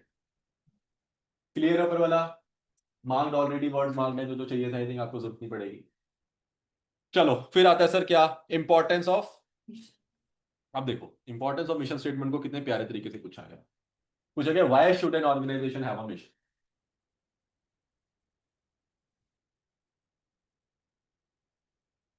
पेपर में थोड़ा सा घुमाया गया, ये जब घुमाया गया तो बहुत बच्चों ने गलती करी, क्योंकि जब ये वाला क्वेश्चन आया तो बच्चों को यही नहीं समझ आई कि ये मिशन की इंपॉर्टेंस पूछ रहा है, और वो क्या लिखा है जो हम अभी पॉइंट्स पढ़ रहे थे उसी से बना जना के अपना एक आंसर बनाया है, कि क्योंकि और मिशन होना चाहिए, क्योंकि वो क्या करता है, वो बताता है हम कहाँ पे खड़े हैं, हम क्या करते हैं, हमारी प्रेजेंट कैपेबिलिटीज क्या हैं। जबकि गलत नहीं लग रहा सुनने में, तो समझो गलत नहीं लग रहा है। वो क्यों क्वेश्चन क्या कह रहा है, why should an organisation have a mission, क्यों होना चाहिए भाई, क्योंकि वो हमें क्या बताता है कि हम कहाँ खड़े हैं, वो इन्वेस्टर्स लाने में हेल्प करता है, वो हमारी प्रेजेंट कैपेबिलिटीज बताता है। देखा जाए तो नियर है भाई, आंसर बिल्कुल क्वेश्चन को मैच कर रहा है, मतलब हम प्रूव करा जा सकता है उसको कि ये आंसर भी सही होगा। लेकिन ऐसे कि मन में ऐसा था नहीं, उन्होंने मतलब उसको कंसीडर नहीं किया, उन्होंने बोला नहीं, मेरा क्वेश्चन पूछने का मतलब सिर्फ एक था, इंपॉर्टेंस बताओ। तो इसलिए मैं तुम्हें क्या समझा रहा हूँ कि जब तक वो तुम्हें फीचर बोले या नेचर बोले क्वेश्चन के अंदर, तो कैरेक्टरिस्टिक्स लिखते हैं, उसके अलावा वो कुछ बोले तो इंपॉर्टेंस लिखते हैं। ये मैं मतलब इसको प्रूव नहीं कर सकता, मैं जस्टिफाई भी नहीं कर सकता हूं, लेकिन ऐसा ही है। कुछ चीजें जैसी हैं, पेपर के लिए हमें पेपर पास करना है ना, दैट्स द गोल, तो हमें एडजस्टमेंट करनी पड़ेगी। तो इसलिए अगर आपको क्या बोले कि एक अच्छा मिशन बनाना है, आप बताओ उसकी क्या नेचर रहेगी, उसकी क्या कैरेक्टरिस्टिक्स रहेंगी, तो बहुत अच्छे से ये पॉइंट लिख सकते हो, कोई इशू नहीं है। लेकिन अगर वो आपको क्या बोले कि क्यों होना चाहिए mission, why should an organisation, क्यों होना चाहिए एक अच्छा मिशन, तो आपको क्या लिखना पड़ेगा, इंपॉर्टेंस लिखनी पड़ेगी। ये जो नीचे इंपॉर्टेंस है यही यहाँ पे पॉइंट्स है, ठीक है, कंफ्यूज नहीं होना है, याद करने में हेल्प करेगा। चलो तो सर पहले क्यों होना चाहिए एक अच्छा मिशन, क्योंकि अगर एक अच्छा मिशन होगा, ये मान के चलते हैं अगर आपने एक अच्छा मिशन बनाया, तो क्या बनेगी, सबसे पहले आपको यूनैनिमिटी ऑफ पर्पस मिलेगा, मतलब ensuring everyone is aligned with the organisational mission. तो सबसे पहले तो आपको एक ऐसा मिशन बनाना चाहिए कि पूरे ऊपर से लेके, देखो जो वर्ड याद रखने का तरीका है हर चीज में घुसा दो, कॉर्पोरेट लेवल से लेके फंक्शनल लेवल तक के लोग क्या हो जाएं, जुड़ जाएं, अलाइन हो जाएं, एक ऐसा मिशन आपको बना के चलना चाहिए। फिर उसके बाद रिसोर्स एलोकेशन, एक अच्छा मिशन होगा तो आपको पता होगा कि आपको रिसोर्सेज को कहां कहां पे डिस्ट्रीब्यूट करना है। जब आप बिल्कुल सेट कर लोगे कि यार ये मिशन है, ये मिशन 1 2 3 4 है, ये हमारे गोल हो गए, तो हमें क्या करना है, इसको कैसे रिसोर्स को एलोकेट करना है, ये भी पता चल जाएगा अच्छे मिशन से। अच्छा मिशन होगा तो वो क्या लेके आएगा साथ में, मोटिवेशन। क्या विजन भी मोटिवेशन लेके आ रहा था, क्या विजन में मोटिवेशन पॉइंट था, हाँ ना, कम्युनिकेशन एंड मोटिवेशन वो भी लेके आ रहा था, तो क्या मिशन भी लेके आ रहा है, ऑब्वियसली, क्योंकि ऊपर से नीचे तक चलती है, अरे विजन का ही पार्ट तो है मिशन, किसी और का पार्ट तो है नहीं। तो वो क्या कर रहा है, encouraging the use of resources to achieve goals, तो वो मोटिवेट करेगा उसको काम को अच्छे से करने के लिए। फिर ऑर्गेनाइजेशनल क्लाइमेट, अगर आपने एक अच्छा मिशन बनाया होगा, पता होगा कि किसको क्या रोल करना है, ऑब्वियसली तो वो क्या एक professional and business like environment ही बना देगा कंपनी के अंदर एक अच्छा मिशन। यस नो, बिल्कुल बेसिक पॉइंट है। उसके बाद फोकल पॉइंट, फोकल पॉइंट क्या होता है कि मतलब सब कुछ धुंधला करके एक पर्टिकुलर वही चीज नजर आ रही हो। Serving as a central point for those who identify with the organisation, मतलब कि एक ऐसा मिशन होना चाहिए कि सबको वो क्या कर दे, एक ही फोकल पॉइंट पे लाके खड़ा कर दे कि सबको पता है भाई ये अचीव करना है अपने को बस। हर किसी डिपार्टमेंट के अपने अपने गोल नहीं है, एक ही कॉमन गोल है, तो उसे क्या बोलते हैं, फोकल पॉइंट। एक कॉमन ऑब्जेक्टिव को अचीव करना, वो भी क्या देता है आपको, मिशन। मिशन बता देगा ये करना है तुम लोगों को मिलजुल के, बस और कुछ ना ध्यान दो, जैसे भी करना है बस ये करना है, बाय हुक और बाय कुक।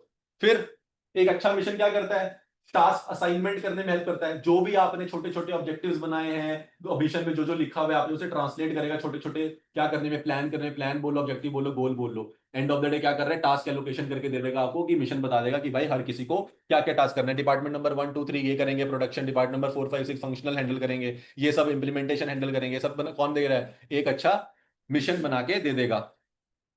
उसके बाद परफॉर्मेंस असेसमेंट, अब अगर आपने अच्छा मिशन बना लिया तो उसके अंदर वो भी लिखा होगा क्या कि हम उसे इवेल्युएट और कंट्रोल कैसे करेंगे अगेंस्ट द गोल। तो परफॉर्मेंस को असेस भी किसमें किया जाता है, मिशन में। तो देखो क्वेश्चन के अंदर क्या है, क्वेश्चन कहना चाह रहा है why should an organisation have a mission, कि अगर एक मिशन हमें क्यों बनाना चाहिए, तो क्यों बनाना चाहिए कि हमने पॉइंट बता दिए। इसको यूनाइटेड से याद रख सकते हो, यूनाइटेड रिसोर्सेज जो मोटिवेट करती है क्लाइमेट को, और जिससे क्या हो जाता है, हम एक फोकल पॉइंट को क्या कर लेते हैं, असेस कर लेते हैं। इसको याद रखना, तो याद करने का एक छोटा फॉर्म भी बन जाएगा, वैसे इतना मुश्किल नहीं है। पहले नंबर पे एक मिशन होगा तो सबसे पहले हम क्या करेंगे, यूनानिमिटी ऑफ पर्पस मिल जाएगी, सबको पता चल जाएगा कि भाई पर्पस क्या है हम लोगों का, एक मिशन में क्लियर लिख दिया है सबके लिए यही है। अब ये नहीं कह सकता सीनियर वाला मैनेजर वाला बंदा नहीं कह सकता भाई मैं तो नहीं करूंगा ये काम, मैं कोई और करूंगा। फंक्शनल वाला नहीं कह सकता मैं तो अपने तरीके से करूंगा, नहीं। जब एक मिशन लिख दिया तो मिशन सबके ऊपर एप्लीकेबल है, तीनों लेवल ऑफ ऑर्गेनाइजेशन के ऊपर क्या हो जाता है, वो एप्लीकेबल हो जाता है। तो क्या यूनानिमिटी मिल जाएगी, बिल्कुल। दूसरे नंबर पे जब यूनानिमिटी मिल गई तो हमारे को रिसोर्स को क्या कर पाएंगे, सही से एलोकेट कर पाएंगे। अगर सही तरीके से काम होगा तो उससे क्या आएगी, अच्छी मोटिवेशन मिल जाएगी। फिर अगर मोटिवेशन अच्छी है, लोग बड़े मिलजुल के काम कर रहे हैं, तो एक क्लाइमेट क्या हो जाता है, एक अच्छे तरीके से अच्छा लेवल ऑफ क्लाइमेट क्या हो जाएगा, क्रिएट हो जाएगा, ऑर्गेनाइजेशन क्लाइमेट बढ़िया बनेगा, प्रोफेशनल बनेगा। फिर क्या, इसके साथ में ये पॉइंट याद रखेंगे, जब यूनानिमिटी ऑफ पर्पस होता है तो वो किसके लिए पता चल जाता है, कहां से, फोकल पॉइंट से। क्योंकि पर्पस आपको क्या देता है, एक पर्पस, एक पर्पस का मतलब क्या है, फोकल पॉइंट, एक सेंट्रल पॉइंट दे दिया मिशन ने कि सबको यही अचीव करना है। तो unanimity of purpose plus focal point, ये दोनों को यहां पे याद रखेंगे, इसको 0.5 की जगह यहां पे साथ में लेना है, तभी याद रहेगा।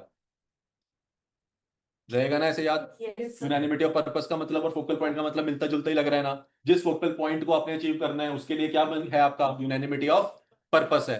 उसके बाद जब आपने ये सारा कुछ करना है तो वो क्या करना पड़ेगा, टास्क को असाइन करना पड़ेगा, मतलब सेग्रीगेटिव ड्यूटीज देनी पड़ेगी, लोगों को अपना वर्क प्लान देना पड़ेगा, और लास्ट में ये सारा काम हो रहा है या नहीं हो रहा सही से तो क्या करनी पड़ेगी, इवेल्युएशन एंड कंट्रोलिंग, ताकि आप इवेल्युएट कर सको, कंट्रोल कर सको जो भी परफॉर्मेंस हो रही है।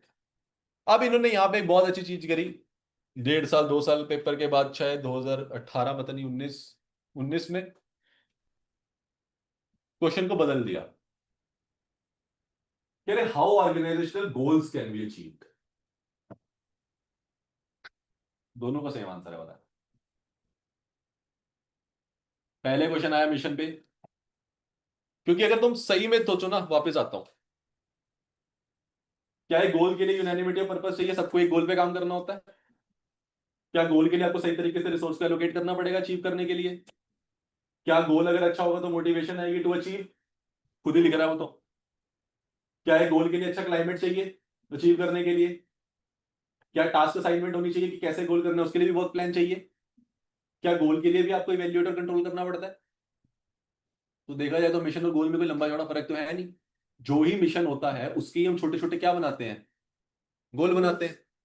जैसे विजन एक साथ नहीं अचीव हो सकता, बहुत बड़ा विजन है, अब उस विजन के लिए छोटे छोटे पैरामीटर्स क्या हो गए, उसके मिशंस।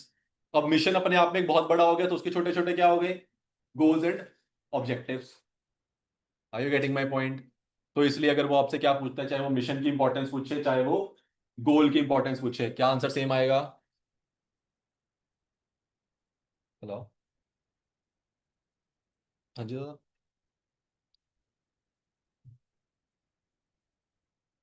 ठीक है, मैं दादा आपको ना 3 बजे के बाद कॉल, 3:15 बजे कॉल करता हूँ। हाँ हाँ ठीक है, करवा दो फिर, करवा दो।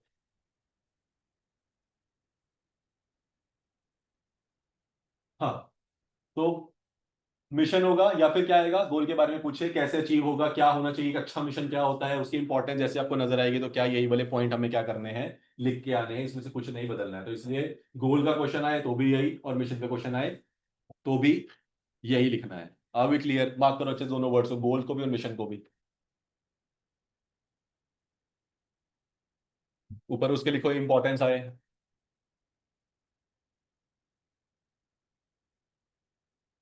वाई पूछे या इंपॉर्टेंस पूछे?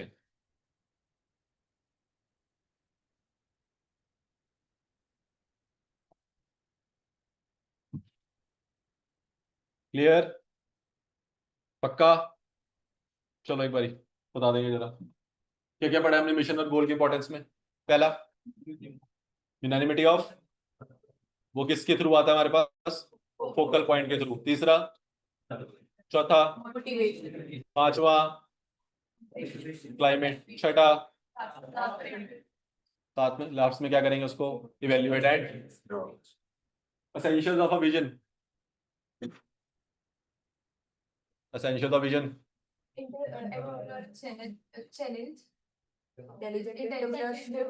Entrepreneur challenge. दूसरा, इंटेलिजेंट एंटरप्रेन्योरशिप। तीसरा, चौथा, याद नहीं हो रहा, याद करना है बट इसको, ठीक है मुझे पता है थोड़ा मुश्किल है। एक बार अच्छे से, ठीक है, ये ध्यान से, और ये सुबह 1.5 दिन का पार्ट रहेगा, ये नहीं याद आएगा वरना। बिल्कुल पेपर से पहले याद मार्क करके जाने से, इसको फोल्ड करके रखना कि सुबह जाता जाता बस पेपर से बिल्कुल पहले निकलते निकलते घर से क्या कर लूं, इसको देख लूं, आंखों के आगे से निकाल लूं। ठीक है, ये भूल जाओगे वरना, अभी मैं बता रहा हूँ तो मैं भूल जाओगे। ठीक है, तो इसको याद रखना कि 1.5 डे पे बिल्कुल पेपर में जाने से पहले, अराउंड अगर 12 बजे घर से निकल रहे हो तो इसको 12 बजे देख के जाना है। Get it? ये टॉपिक कवर है, ठीक है, वहीं पे ऊपर मार्क कर लेना इंपॉर्टेंस। उसके अंदर के पॉइंट थोड़े बहुते भी लिखने हैं तो आपको यहाँ से मिल जाएगा। एक शेयर्ड अंडरस्टैंडिंग देता है, यूनानिमिटी पर्पस का मतलब होता है, एंड अलाइन करता है एक पर्पस के लिए ऑर्गेनाइजेशन को। रिसोर्स एलोकेशन में क्लियर स्टैंडर्ड बताता है, बिल्कुल वही पॉइंट है, फोकल पॉइंट एक सेंट्रल रेलिंग पॉइंट। कन्वर्ट करता है board objectives and goal into actionable work structures.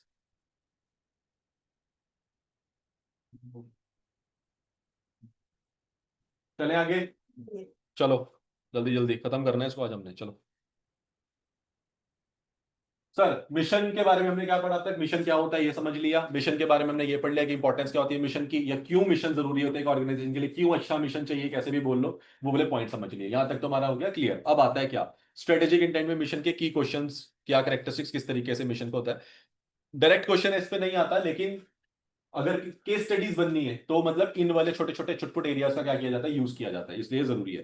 Sir क्या की क्वेश्चंस फॉर मिशन क्लैरिटी, अगर भाई मिशन को, अगर आपको मिशन को सही तरीके से जानना है, तो ये हमारे ड्रकर एंड लेविथ थे, तो उन्होंने बोला एक मिशन के बारे में अगर आपको क्लैरिटी चाहिए ना, तो ये सारे क्वेश्चंस आपका मिशन क्या करना चाहिए, आंसर करना चाहिए। एक अच्छा मिशन वही होगा जो इस सारे क्वेश्चन के बारे में क्या बता दे, उस स्टेटमेंट से प्रूव कर दे कि सारे पॉइंट्स क्लियर हो रहे हैं, ताकि कोई भी पढ़े कल तो एक लेमैन को भी समझ आ जाए कि अच्छा कंपनी का क्या मिशन है। तो management expert Peter Drucker and Levitt emphasise clarifying the corporate mission, की क्वेश्चंस इंक्लूड, कौन कौन से क्वेश्चन होने चाहिए जिसका मिशन आंसर करता हो। पहले नंबर पे व्हाट इज आवर मिशन, कि मिशन है क्या, उसका आंसर मिशन में होना चाहिए, बिल्कुल होगा। What is our ultimate purpose, बिल्कुल। What do we want to become, क्या बनना चाहते हैं, ये भी मिशन बताए। What kind of growth do we seek, हम क्या देख रहे हैं फ्यूचर में, ये भी बताए। What business are we in, हमने ऑलरेडी पढ़ लिया। उसके बाद do we understand our business correctly, अगर हमें अपना बिजनेस धंधा सही से पता ही नहीं है तो क्या हम इनका आंसर कर पाएंगे, ऊपर वालों का नहीं कर पाएंगे। उसके बाद whom do we intend to serve, मतलब हमारा कस्टमर क्या है, हम किसको सर्व करने वाले हैं, कौन हमारा टारगेट है, कौन हमारी नीश मार्केट है। What human need do we intend to serve, किस पर्पस के लिए हम लोग काम कर रहे हैं, ह्यूमन नीड क्या है हमारे, जिसको हम, जिसके लिए हमने प्रोडक्ट बनाया है। What brings us to this particular business, क्यों आए हम इस धंधे पे, और कुछ हमने क्यों नहीं चूज किया। What would be the nature of this business in the future, क्या रहेगा, and in what business do we like to be in the future. ये सारे क्वेश्चन क्या याद करने नहीं, बट क्या अगर वो आपसे पूछ ले कि बाई चांस ऐसे कभी कभी बहुत ही मूड में बैठा है इसे, कि ऐसी कुछ बता दो कि मिशन कौन कौन से क्वेश्चंस को क्या करता है, आंसर करता है, आ नहीं सकता वैसे, आ जाए तो हमें क्या 4-5 पॉइंट लिख सकते हैं हम इसमें से। ठीक है, तो सिंपल सिंपल पॉइंट कर लेंगे कि हमारा मिशन क्या होता है, वो बताता है, पर्पस बताता है, हम क्यों कर रहे हैं इस बिजनेस को बताता है, किन लोगों के लिए कर रहे हैं ये बताता है, कि हम कौन सी डायरेक्शन में जाना चाहिए जा रहे हैं ये बताता है। तो इस तरीके से 5 पॉइंट इजीली आपके क्या हो जाएंगे, बन जाएंगे। जो भी आपका 5 पॉइंट बहुत इजी लगते हैं, जिसकी स्टोरी बना सको, मतलब एक हिरार्की बना सको, उसको मार्क कर लो इसमें से। ठीक है, 5 पॉइंट्स एटलीस्ट, सिंपल है, पक्का? देखो अगर कहीं पे फास्ट हो रहा है तो मुझे बता देना, बट मैं वहीं फास्ट हूँ जहां पे मुझे लगता है कि जरूरत नहीं है, जहां लगेगा आई विल स्लो डाउन। चलो, अब सर आता है क्वेश्चन के ऊपर। आपने बोला क्या, जो हमने स्टार्टिंग में करा था, व्हाट बिजनेस आर वी इन, ये पढ़ रहे थे हम। तो इसको समझने के दो पर्सपेक्टिव होते हैं सर। अब जैसे क्वेश्चन क्या होता है, क्वेश्चन कभी कभी इन छोटी छोटी चीजों से 3 नंबर का भी बना देता है पेपर में। क्या ये पूछ लेगा कि मिशन में आप कौन, ये वाले क्वेश्चन होता है what to we are in, क्या हम इस, क्या ये मिशन स्टेटमेंट का एक बहुत इंपॉर्टेंट हिस्सा है? बिल्कुल है, हमने पढ़ा ऊपर। क्या वो क्वेश्चन सर्व करता है? यस करता है। तो कहेगा कैसे एक ऑर्गेनाइजेशन को पता चलता है कि वो इस क्वेश्चन, उस मिशन कैसे सर्व करता है, उस वाले क्वेश्चन को कैसे, मिशन में वो क्वेश्चन क्यों रिलाई करता है, कैसे आता है? वो पूछना चाहेगा तुमसे, किसी भी तरीके से घुमा फिरा के तुम्हें लाना चाहेगा कि वो दो प्रोस्पेक्टिव एरियाज बता दे जिससे इस क्वेश्चन का आंसर आता हो। किसका? व्हाट बिजनेस आर वी इन, इसका आंसर चाहिए उसको हमसे। ठीक है जी, तो कैसे आएगा सर? दो तरीके हैं। पहले नंबर पे प्रोडक्शन ओरिएंटेड व्यू। क्या सर डिफाइन करता है, मतलब defines business by generic activities और what it makes it's an inward looking perspective. तो बेसिकली कहना चाह रहा है कि आपको कौन से प्रोडक्ट पे आप काम करते हो ये बता दो। क्वेश्चन क्या है? क्वेश्चन समझेंगे वापस तुम लोगों के हाव भाव से, मुझे लग रहा है तुम्हें समझ नहीं आ रहा। क्वेश्चन क्या कह रहा कि क्वेश्चन क्या अचीव करना है हमें? किस बिजनेस में हम लोग, अगर हमें ये बताना हो तो हम कैसे बता सकते हैं किस प्रोडक्ट में का बिजनेस हो रहा है? या तो उसे बता दो, या फिर दूसरा कौन सी मार्केट में धंधा कर रहे हो, कि सर मैं इस चीज की मार्केट करता हूँ या इस चीज का प्रोडक्ट पे काम करता हूँ। ये दो चीजें क्या आपके बिजनेस को समझाने में हेल्प कर सकती हैं? अगर मैंने आपको बताया कि मैं मेडिसिन बनाऊंगा तो आपको पता चल जाएगा मैं कौन से धंधे में हूँ, मेरा प्रोडक्ट अगर मेडिसिन होगा तो। या मैंने आपको बताया यार मार्केट इंडस्ट्री, मेरा मेरा फोकस मार्केट इंडस्ट्री है, तो आपको पता चल जाएगा ये बंदा मेडिसिन में से कुछ काम करेगा या उसके प्रोडक्ट रिलेटेड काम कर लेगा। बट क्या मार्केट आपका बिजनेस डिफाइन कर सकती है? बिल्कुल कर सकती है। तो ये क्वेश्चन का आंसर किन दो चीजों से मिलता है? व्हाट बिजनेस आर गोइंग, पहला प्रोडक्ट, ये प्रोडक्ट ओरिएंटेशन क्या है आपकी, दूसरा मार्केट ओरिएंटेड व्यू क्या है आपका। तो ये दो चीजों का लिखना है आपने, कुछ नहीं है इसके अंदर। इंडियन ऑयल, इंडियन ऑयल के अपने नाम में ही है, provides oil and gasoline products. तो क्या इनके बिजनेस के बारे में जानना होगा तो इनका प्रोडक्ट से पता चल रहा है इनका बिजनेस क्या है? Yes no? लैक्मे से पता चल रहा है कॉस्मेटिक सेल करता है वो। सर मार्केट की बात कर लेते हैं। अब Indian oil provide various types of safe and cost effective energy. अगर वो कहे कि मैंने इस सेक्टर में इस तरीके से काम करना है कि मेरे को सेफ और कॉस्ट इफेक्टिव एनर्जीज प्रोड्यूस करनी है, तो क्या मैं उसकी मार्केट से आइडिया लग जाएगा कि ये एनर्जी रिन्यूएबल वगैरह के धंधे में जाने वाला है बंदा? यस और नो? लैक्मे सेल्स क्या करती है? लड़कियों के लिए होप क्या है? कॉस्मेटिक्स। हाँ ना, जल्दी यस। तो मतलब ये इस तरीके से अपनी क्या करते थे, एडवर्टाइजमेंट करते थे मार्केटिंग की, कि हम होप सर्व करते हैं कॉस्मेटिक्स में। अब इन्होंने चेंज कर लिया अपनी theme line, but this was the theme line when they used to start their business. Like में तगड़ा ब्रांड है यार। इसने अपनी मार्केट जैसे बनाई ना, फोकी मार्केट से बोलते हैं ना, बट आज बहुत अच्छे प्लेटफॉर्म पे बैठा है। तो क्या है सर, मार्केटिंग क्या है? Defines business by the customer needs it serve. तो क्या कह रहे हैं, हमारी कस्टमर नीड क्या सर्व कर रहे हैं हम? होप सर्व कर रहे हैं। It is an external market driven perspective. तो क्या दो चीजें हैं? पहले नंबर पे प्रोडक्ट ओरिएंटेड व्यू, दूसरे नंबर पे market oriented view. Product oriented view आपको प्रोडक्ट से बता देगा कि आप कौन सा बिजनेस में है, और मार्केट ओरिएंटेड व्यू से आपको मार्केट से आइडिया लग जाएगा जिस चीज का मार्केटिंग कर रहा है कौन से बिजनेस के अंदर है। क्या क्लियर है पक्का? चलिए, एक क्वेश्चन जो काफी बार रिपीट हुआ पेपर के अंदर, repetitive, one of the repetitive ones. Sir characteristics बता दो एक गुड मिशन स्टेटमेंट की। याद रखना इसमें और उस वाले क्वेश्चन में कभी कभी बच्चे गलती कर देते हैं, इंपॉर्टेंस लिखाते हैं, कभी कभी ये क्वेश्चन आता है तो, और ये कभी कभी बनाने लग जाते हैं डेफिनेशन से, जबकि इसका आंसर ऑलरेडी बुक में क्लियर है। तो इसलिए नेचर या फीचर आए तो मैंने बताया लिखना है वो। कैरेक्टरिस्टिक्स को मैंने नहीं बोला था, याद रखना मेरे वर्ड्स को। नेचर आए या फीचर आए तो क्या लिख देना है, उसमें से बना देने हैं पॉइंट्स जो हमने डेफिनेशन पढ़ी ऊपर मिशन की। लेकिन क्या पूछे अगर करेक्टरिस्टिक्स पूछे कि गुड मिशन स्टेटमेंट कैसे करेक्टराइज होता है, कि किस तरीके से देखा जाता है कि हाँ यार ये मिशन स्टेटमेंट है भाई, उसमें क्या क्या, मतलब अगर किसी ऐसे बंदे को जिसको मिशन स्टेटमेंट्स की अच्छी खासी नॉलेज हो, वो कैसे बता पाएगा 3-4 मिशन स्टेटमेंट को देखिए कि कौन सी वाली मिशन स्टेटमेंट है जो परफेक्ट लग रही है। उस परफेक्ट के लिए वो 5 टिक करने पड़ेंगे उसको। अगर वो पांचों के पांचों टिक किसी मिशन स्टेटमेंट में एग्जिस्ट करते हैं तो वो परफेक्ट मिशन स्टेटमेंट है, नहीं करते हैं तो हो सकता है अच्छी हो लेकिन पूरी तरीके से परफेक्ट ना हो। तो वो कैसे बता सकता है? ऐसे। तो पहला क्या होना चाहिए मिशन स्टेटमेंट? प्रिसाइज होना चाहिए, clear and specific, avoiding ambiguity. मतलब ऐसा नहीं होना चाहिए कि पता ही नहीं चल रहा, आपने लिख दिया कि मैं तो ऑयल रिटेल इसमें भी काम करूंगा, तो बंदा कह रहा है यार कोई लेना देना ही नहीं है ऑयल और रिटेल का तो आपस में। ठीक है ना, आपने बोल दिया कि मैं कपड़ों का भी, अपने रिलायंस है, अब रिलायंस ट्रेंड्स भी है, रिलायंस ऑयल भी है, माइंस भी है। अब अगर उसके मिशन स्टेटमेंट में 3-4 वर्ड लिख देगा तो कोई उसको धंधे समझ भी पाएगा वो क्या करता है? नहीं। तो उसने स्टार्ट, उसकी मिशन स्टेटमेंट बहुत कॉमन है, उसके बाद उसने अपने नीचे क्या कर रखे हैं, एसबीयूज बना रखे हैं। तो इसलिए कहना चाह रहा है क्या, पहला मिशन स्टेटमेंट क्या होना चाहिए? बिल्कुल प्रिसाइज होना चाहिए भाई, बिल्कुल बिल्कुल क्लियर, ऐसा लगना चाहिए कि समझ आ रहा है पढ़ के कि हाँ भाई है। फिर दूसरा, प्रिसाइज के बाद अपने आप आ गया क्या होना चाहिए, क्लियर, इजीली अंडरस्टैंडेबल होना चाहिए। फिर फिजिबल होना चाहिए कि हाँ लगे, उसे सुन के लग रहा है कि ये चीज हो सकता है। फिर डिस्टिंक्टिव होना चाहिए, ऐसा नहीं है कि जो ऑलरेडी काम चल रहा है अब ऐसे भी बोल दे I want to become the second largest bank of India, कि उसने बोला एचडीएफसी ने इंडियन फर्स्ट बैंक, तो मैं बोलूंगा इंडियन सेकंड बैंक। तो ये नहीं होना चाहिए, तो थोड़ा क्या रहना चाहिए, डिस्टिंक्टिव रहना चाहिए। फिर क्या होना चाहिए, मोटिवेटिंग तो होना ही चाहिए। अगर मोटिवेटिंग नहीं हो रहा, उससे फील नहीं आ रही, पढ़ के एंथू नहीं आ रहा है, तो मजा नहीं आएगा। तो इसलिए ये 5 पॉइंट्स अगर आपको किसी मिशन स्टेटमेंट में मिल गए टिक होते हुए, तो क्या बन जाएगी, वो एक अच्छी मिशन स्टेटमेंट बन जाएगी। मुश्किल है क्या, बता दो, जल्दी से बताओ, क्या क्या होने चाहिए 5 पॉइंट।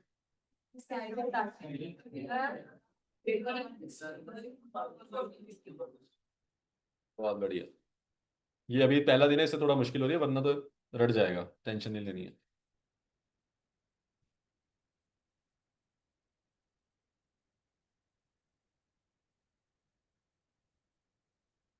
ये इसी का वर्जन है, ठीक है, वो छोटे पॉइंट्स लिखे हुए हैं, ये हमारे चार्ट हमारे ऐसे ही देती है, जो प्यारी थी, उन्होंने इसको इस तरीके से लिखा हुआ है, जैसे मर्जी पढ़ लेना, ये पेपर में लिखने का काम आएगा, वैसे भी लिख सकते हो, कोई दिक्कत नहीं है। Good vision statement should be unique होनी चाहिए, और needs which business tries to satisfy. सिर्फ रीड करना है, कुछ नहीं है, इसको यहाँ कहीं लिखना नहीं है।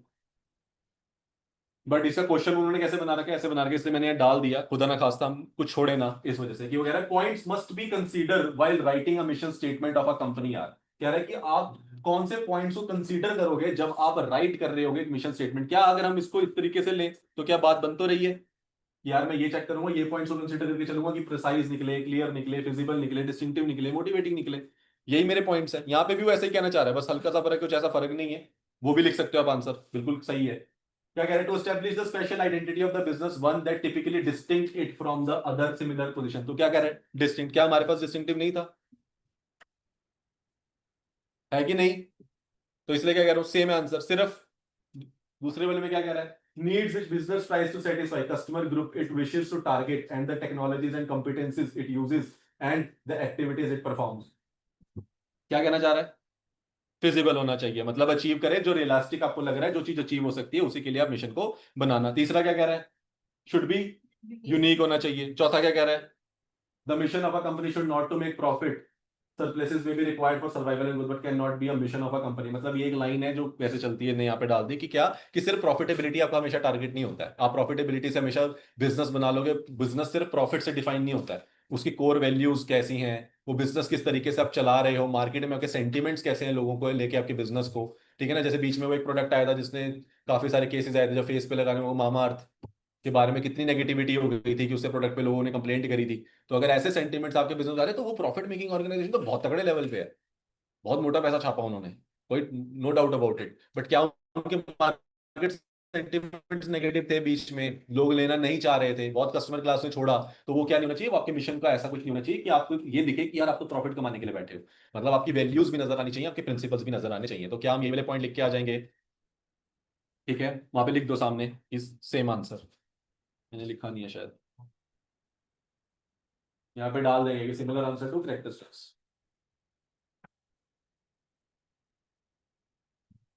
जल्दी जल्दी जल्दी जल्दी, एक और अच्छा पेज रह गया बस, बाकी तो नीचे प्रोसेस कर दिया।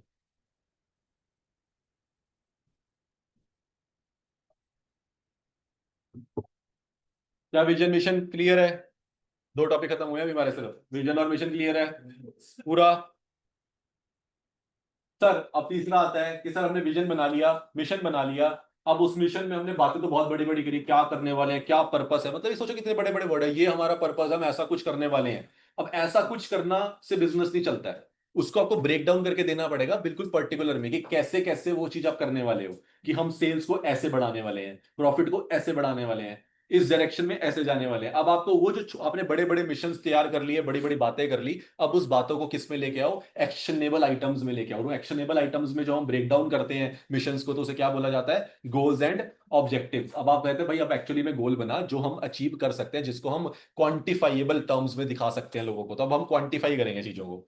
ठीक है, तो क्या कह रहे हैं, गोल्स के are the open ended attributes that denote the future states और आउटकम्स। मतलब जो आपने फ्यूचर स्टेट्स और आउटकम्स बताई थी ओपन एंडेड की, हाँ भाई ऐसा कुछ करने वाले हैं, अब वो से किसी में हम कन्वर्ट करेंगे, वो क्या हमारा गोल में कन्वर्ट हो जाएगी। They are broad and aspirational, मतलब गोल्स भी, क्योंकि हमने ऊपर मिशन की क्या जो हमने इंपॉर्टेंस पढ़ी, क्या वो गोल से मैच कर रही थी। अभी ऊपर पढ़ के आए ना, गोल्स और मिशन का एक ही आंसर था, इंपॉर्टेंस का था ना। तो क्या वो भी देयर ब्रॉड एंड, तो क्या अगर मिशन ब्रॉड एंड एस्पिरेशनल होगा तो क्या गोल्स नहीं होंगे? ऑब्वियसली होंगे ही, राइट। तो मिशन के नीचे क्या कैटेगरी शुरू हो गई है, गोल्स की। तो मतलब एक मिशन अगर इतना बड़ा है तो उसके नीचे छोटे छोटे 5-6 क्या बना दिए, और अब गोल्स बना दिए ताकि उस मिशन को अचीव कर पाए। अब इसको और तोड़ देते हैं, ऑब्जेक्टिव्स में आर द, वो क्या थे, open ended attributes. Open and है, खुला है, उसमें बहुत कुछ हो सकता है। अब क्या आ जाएगा उसके नीचे, ऑब्जेक्टिव्स क्या है, क्लोज एंडेड। ये दोनों वर्ड्स इंपॉर्टेंट है लिखने में, यही डिफरेंशिएट करते हैं इन दोनों को। गोल्स क्या रहेंगे हमेशा, ओपन एंडेड। क्या गोल्स की कोई लिमिट हो सकती है? कभी कभी नहीं हो सकती। एक मिशन के अंदर बहुत बड़ा गोल हो सकता है हमारा, बट क्या ऑब्जेक्टिव बहुत बड़ा हो सकता है? अगर होगा भी तो भी क्या होगा, हमेशा क्वांटिफाइबल टर्म्स में होगा। मतलब वो पर्टिकुलर कैसे होगा, कैसे अचीव हो सकता है, कैसे करना है, वो सब कौन बताता है, ऑब्जेक्टिव में क्लियर होना चाहिए। पर क्या उसे गोल में क्लियर होने की जरूरत है? नहीं है, क्योंकि वो किसके जैसे मिलता जुलता है, मिशन के जैसे। Objectives are close ended attributes which are precise and express in, देखो क्या वर्ड है, बिल्कुल प्रिसाइज होना चाहिए, and expressed in specific terms representing accomplishment of the goals. तो गोल्स को कैसे अकम्प्लिश किया जाएगा, उसके स्पेसिफिक टर्म्स में प्रिसाइजली उसको कैसे लिखेंगे, वो यहाँ पे होना चाहिए। They translate goals to both long term and short term perspectives. तो वो क्या करता है, उन गोल्स को दो पार्ट में बांट देता है, ये अभी अचीव हो सकता है, और ये आज से 1 साल बाद, 2 साल बाद, 3 साल बाद, 5 साल बाद अचीव हो पाएगा, वट एवर इट इज। तो उस तरीके से क्या करता है ऑब्जेक्टिव, उसे क्या करता है, गोल को फिर और ब्रेक डाउन कर देता है प्रिसाइज टर्म्स के अंदर, ताकि अब हमें किसी बंदे को स्पेसिफिकली समझाना होगा, किसी इन्वेस्टर को, तो हम उसे बता पाएंगे सर शॉर्ट टर्म हमारा गोल ये है, नेक्स्ट 12 महीने हम ये करने वाले हैं, और आज से 3 साल बाद हम क्या करते, खुद को कैसा देख रहे हैं, ऐसा देख रहे हैं, और 5 साल बाद ऐसा देख रहे हैं। ठीक है, तो ये हमारा है। तो इसी तरह से हम पहले शुरू किससे करते हैं, हमेशा जब समझाना शुरू करते हैं ऑब्जेक्टिव से, कि सर ये हम करने वाले हैं, इससे हमारा ये अचीव होगा, तो गोल्स हमारे मिशन में कन्वर्ट हो जाएंगे, मिशन में हमारा एंड में हम क्या अचीव कर लेंगे, अपना विजन अचीव कर लेंगे। क्लियर? क्या ये सिंपल है? गोल्स में कौन सा वर्ड इंपॉर्टेंट है, ओपन एंडेड। ओपन है भाई, सब कुछ कुछ भी डालते रहो, गोल के अंदर बढ़ सकते हो और बढ़ सकते हो, ऊपर से कुछ भी आएगा गोल के अंदर चला जाएगा, कोई नहीं रोक सकता। बट क्या गोल के अंदर जब ऑब्जेक्टिव है, क्या उसका क्लोज एंड है? तो क्या उसे प्रिसाइज के लिए, अब उसके लिए अगर आपने गोल में कुछ ऐड करा है तो आपको उसके लिए एक नया ऑब्जेक्टिव खोलना पड़ेगा उसे अचीव करने के लिए, क्योंकि पहला ऑब्जेक्टिव तो क्या हो चुका होगा, क्लोज हो चुका होगा। तो मान लो गोल में पहले कंपनी ने कोई केपीआई रेडी करी, उस केपीआई को नीचे तक भेज दिया फंक्शनल लेवल तक, उसके बेसिस पे हमने अपना एक ऑब्जेक्टिव सेट कर लिया, ये करने के लिए ये लगेगा। कंपनी ने पीछे से कुछ और बढ़ा दिया, कुछ नया ऐड कर दिया। अब अगर वो नया ऐड हुआ, क्या वो मेरे रिसेंट ऑब्जेक्टिव में जाके ऐड कर सकती है कंपनी? कर सकती है? कॉन्फिडेंट रिप्लाई करेंगे, कर सकती है? नहीं कर सकती, क्योंकि ऑब्जेक्टिव क्या था, क्लोज एंड था, उस तो बंद हो गया। खुला आपने पहली बार जो दिया बंद हो गया, अब चेंज आएगा, कुछ आएगा, तो उसका क्या करना पड़ेगा आपको, नया ऑब्जेक्टिव बनाना पड़ेगा, एक और नया ऑब्जेक्टिव ऐड कर दो चलेगा, लेकिन मैं अपने ऑब्जेक्टिव में क्या नहीं करूंगा, कोई चेंज नहीं करूंगा, because it's a close ended attribute. Clear है? दो क्वेश्चन आते हैं, छोटे छोटे आते कम ही है, बट आ सकते हैं। क्या, एक आता है रोल्स एंड फंक्शंस क्या होता है ऑब्जेक्टिव का, एक आता है कैरेक्टरिस्टिक्स क्या होते हैं। पहले कैरेक्टरिस्टिक्स पढ़ लेते हैं, चलो। कैरेक्टरिस्टिक्स क्या होती है सर, एक मीनिंगफुल ऑब्जेक्टिव, एक बढ़िया ऑब्जेक्टिव हो तो उसकी क्या कैरेक्टरिस्टिक्स होंगी, क्या वो क्लियर डेफिनेशन होनी चाहिए ऑब्जेक्टिव की, क्या वो क्लियरली डिफाइन करेगा, मिलते जुलते पॉइंट्स हैं, कुछ नया नहीं आएगा, क्या वो क्लियरली डिफाइन करेगा, क्या वो बेसिस बनेगा ऑब्जेक्टिव, ऑब्वियसली अब जो कुछ करेंगे तो पर्टिकुलर क्या बनता है, वो एक बेसिस ऑफ डिसीजन मेकिंग। फिर उस आई ऑडिट में बोलते हैं ना ऑब्जेक्टिव के ऑडिटर का, सफिशिएंट एप्रोप्रिएट ऑडिट एविडेंस लेना है कि नहीं, क्या बनता है वो सर? फिर कंक्रीटनेस एंड स्पेसिफिसिटी, मतलब जो भी ऑब्जेक्टिव होगा, क्योंकि वो क्लोज एंड है, तो वो कंक्रीटली बता रहा होगा कि भाई क्या करना है, कैसे करना है, तो मतलब इसलिए उसकी कैरेक्टरिस्टिक क्या है कि वो कंक्रीटनेस है, और स्पेसिफिसिटी बता देगा स्पेसिफिकली ये होगा भाई इस ऑब्जेक्टिव में अचीव। कुछ भी है तो इस, अगर वो इसके बाहर है तो या तो दूसरा ऑब्जेक्टिव होगा या मेरे पास नहीं है, मेरा ऑब्जेक्टिव बहुत क्लियर है, ये करूंगा और ऐसे करूंगा। फिर मेजरेबिलिटी एंड कंट्रोलेबिलिटी, मेजरेबल होगा बिल्कुल, मैंने क्या बोला, क्वांटिफाइबल होता है ऑब्जेक्टिव हमेशा, तो क्या होगा, मेजर कर सकते हैं उसको, कर सकते हैं, क्या कंट्रोल भी कर सकते हैं, बिल्कुल कर सकते हैं। फिर कोरिलेट क्या करेगा तेरे ऑब्जेक्टिव के साथ, बिल्कुल करेगा। एक गोल के अंदर बहुत सारे ऑब्जेक्टिव से खुले हुए हैं, तो क्या वो कोरिलेट होकर उसी गोल को अचीव करने के लिए बैठे हैं, यस और नो? क्या मुश्किल है? जल्दी जल्दी बता दो, मुश्किल है क्या? फिर क्या है, फैसिलिटेशन, क्या वो फैसिलिटेट करेगा कि भाई ऑब्जेक्टिव क्या अचीव करना चाह रहा है, क्या वो बताएगा खुद से सामने से, बिल्कुल बताएगा। फिर स्टैंडर्ड्स फॉर अप्रेजल, क्या मतलब है इसका, क्या मतलब है? ऑब्जेक्टिव कैसे सेट सेट कर सकते हैं एक्सटेंडेड? क्या ऑब्जेक्टिव हमने क्वांटिफाइबल कर दिया था ना? तो हमने अपने नीचे वाले फंक्शन लेवल वालों को बता दिया होगा कि भाई ये ऑब्जेक्टिव है, इसको अचीव करना है। तो मैंने क्या एक्सटेंडेड उनको बेंचमार्क बना के दे दिया कि ये बेंचमार्क है तुम्हारा, अगर तुमने ये कर दिया तो तुम्हारी अप्रेजल क्या हो जाएगी, पक्की हो जाएगी। भाई स्टैंडर्ड सेट करता हुआ एक अप्रेजल का कि आपने इतना कर दिया तो ये होगा। फिर relation to a time frame, क्या ऑब्जेक्टिव अगर क्वांटिफाइबल होगा तो उसका टाइम फ्रेम भी सेट होगा कि शॉर्ट टर्म लॉन्ग टर्म इस साल के अंदर ऑब्जेक्टिव है कि हमें इतना अचीव करना है, क्या मैंने टाइम फ्रेम सेट करा। फिर उसके बाद चैलेंजिंग नेचर, क्या ऑब्जेक्टिव, क्या हम ऐसे ऑब्जेक्टिव लेंगे कि यार अगर हम 100 मिलियन प्रोडक्शन कर सकते हैं तो हम 40 मिलियन प्रोडक्शन का ऑब्जेक्टिव बनाए। नहीं बनाना चाहिए। क्या हमें चैलेंजिंग नेचर रखनी चाहिए, अगर 100 कर सकते हैं तो ट्राई करते हैं अगली बार 105 करें, क्या चैलेंजिंग नेचर रहती है ऑब्जेक्टिव की? यस। फिर सेट विद इन कंस्ट्रेंट्स, तो ऑब्जेक्टिव हमेशा क्या किया जाता है, सेट करे जाते हैं कंस्ट्रेंट्स को ध्यान में रखते हुए कि भाई सब चीजों को ध्यान में रखना है। मान लो कोई ऐसा धंधा है जिसमें बारिश प्रॉब्लम देती है, तो क्या वो कंस्ट्रेंट हमें कंसीडर करके चलना पड़ेगा ऑब्जेक्टिव बनाते हुए?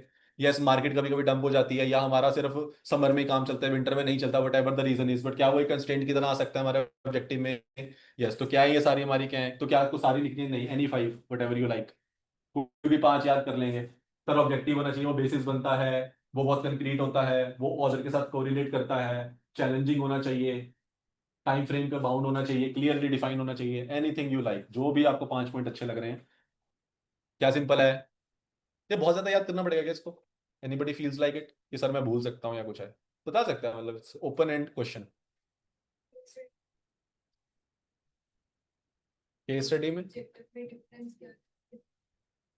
आएगी, केस स्टडी तब समझाऊंगा। वैसे इतना मुश्किल नहीं होगा, वो सिमिलर ही रहता है, गोल और ऑब्जेक्टिव। बस हम जब वो पूछेगा हमसे तो हम उसके अंदर नंबर जोड़ देते हैं। एक केस स्टडी मैंने बनाई है for your clarity, will share. Clear है कि नहीं? कॉन्फिडेंट आंसर नहीं आ रहा है, सच्ची मुझे फील ही नहीं आ रही है। बहुत सारे पॉइंट्स पढ़ लिएगा हमने, बताना जरा, बहुत सारे पॉइंट पढ़ लिएगा, इसके अंदर तो हमने कुछ पढ़ा नहीं था। क्लैरिटी फॉर सक्सेस, पर्सपेक्टिव और फ्रेमवर्क देता है, ये तो हमने बिल्कुल लीस्ट प्रेफर में करा। उसके बाद हमने कौन से पॉइंट पढ़े? सिर्फ ये पढ़ा। ये तो हमें 12 बजे पढ़ना है, अगर 12 बजे पढ़ के जाएंगे पेपर से पहले तो फॉर श्योर है 2 बजे पेपर में याद दिख जाएगा। तो इसको तो मैं कंसिडर ही नहीं करता याद करने की जरूरत है, 12 बजे सिंपल देखना जाके, 2 बजे तो पक्का याद आ जाएगा। कोई ऐसी चीज, वो ऐसे सीए वाले बच्चों की तरह तो मैं बहुत अच्छे से लिख सकता हूँ कि हमने 12 साढ़े 12 को देखा, 2 बजे पेपर में जाके क्वेश्चन के साइड में छाप दोगे 4 पॉइंट अगर मिल गया तो, पेंसिल से पहले 15 मिनट में, चाहे टीचर कुछ बोले। है कि नहीं? तो ये भी नहीं याद करना, क्या गोल और ऑब्जेक्टिव का एक ही मिशन का एक ही क्वेश्चन याद करना है, वो भी ये इंपॉर्टेंस, ये भी मुश्किल तो है नहीं। है कि नहीं? इसके अलावा तो कुछ पढ़ा ही नहीं हमने पॉइंट्स में यार। ये देखो, ये भी पेज खत्म हो गया। अच्छा, ये मुश्किल लगा होगा तुम्हें, है ना? ये मुश्किल लगा क्या? नहीं लगा ना?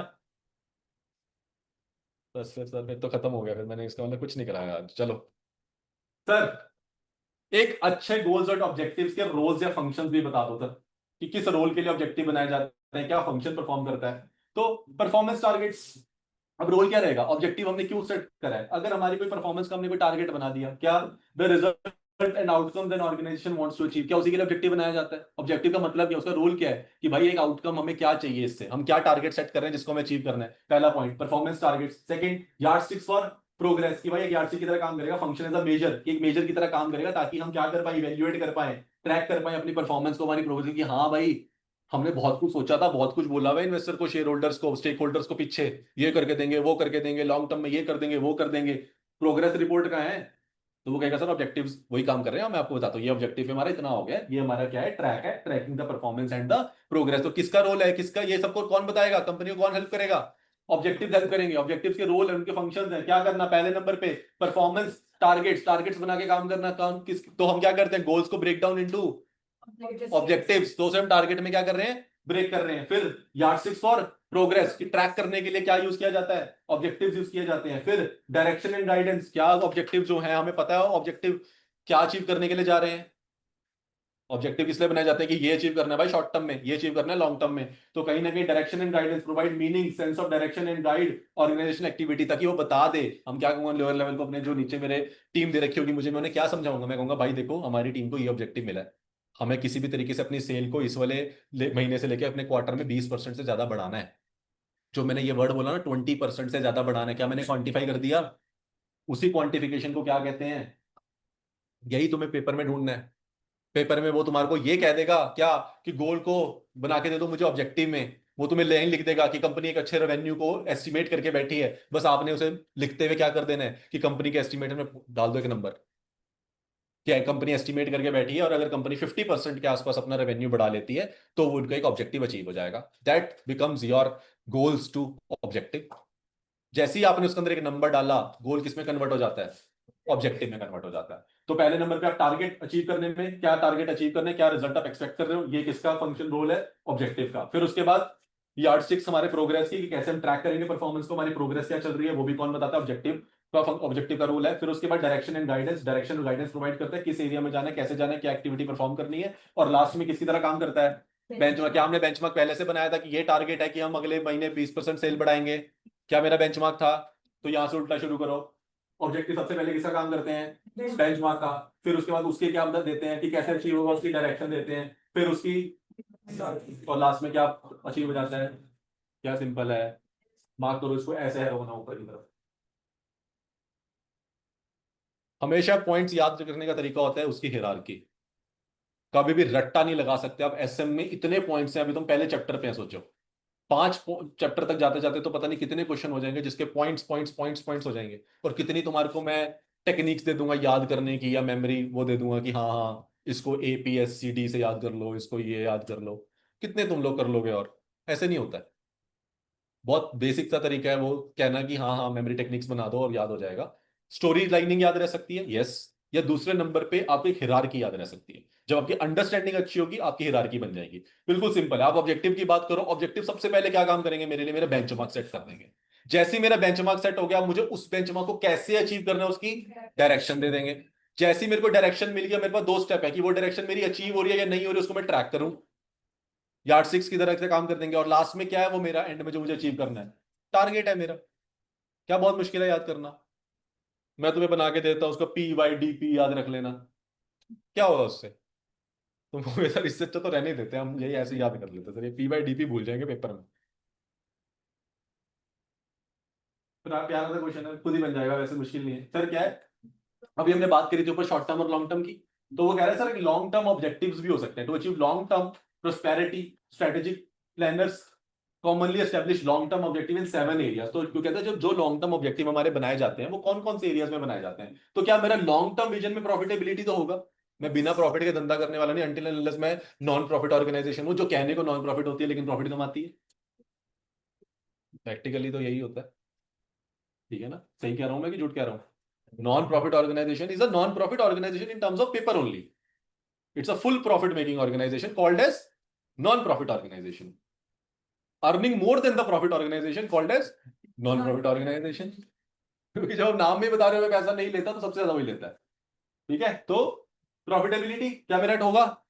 दूसरा, मेरा लॉन्ग टर्म विजन में जो भी मैं आज काम कर रहा हूँ क्या मुझे उससे ज्यादा करना होगा?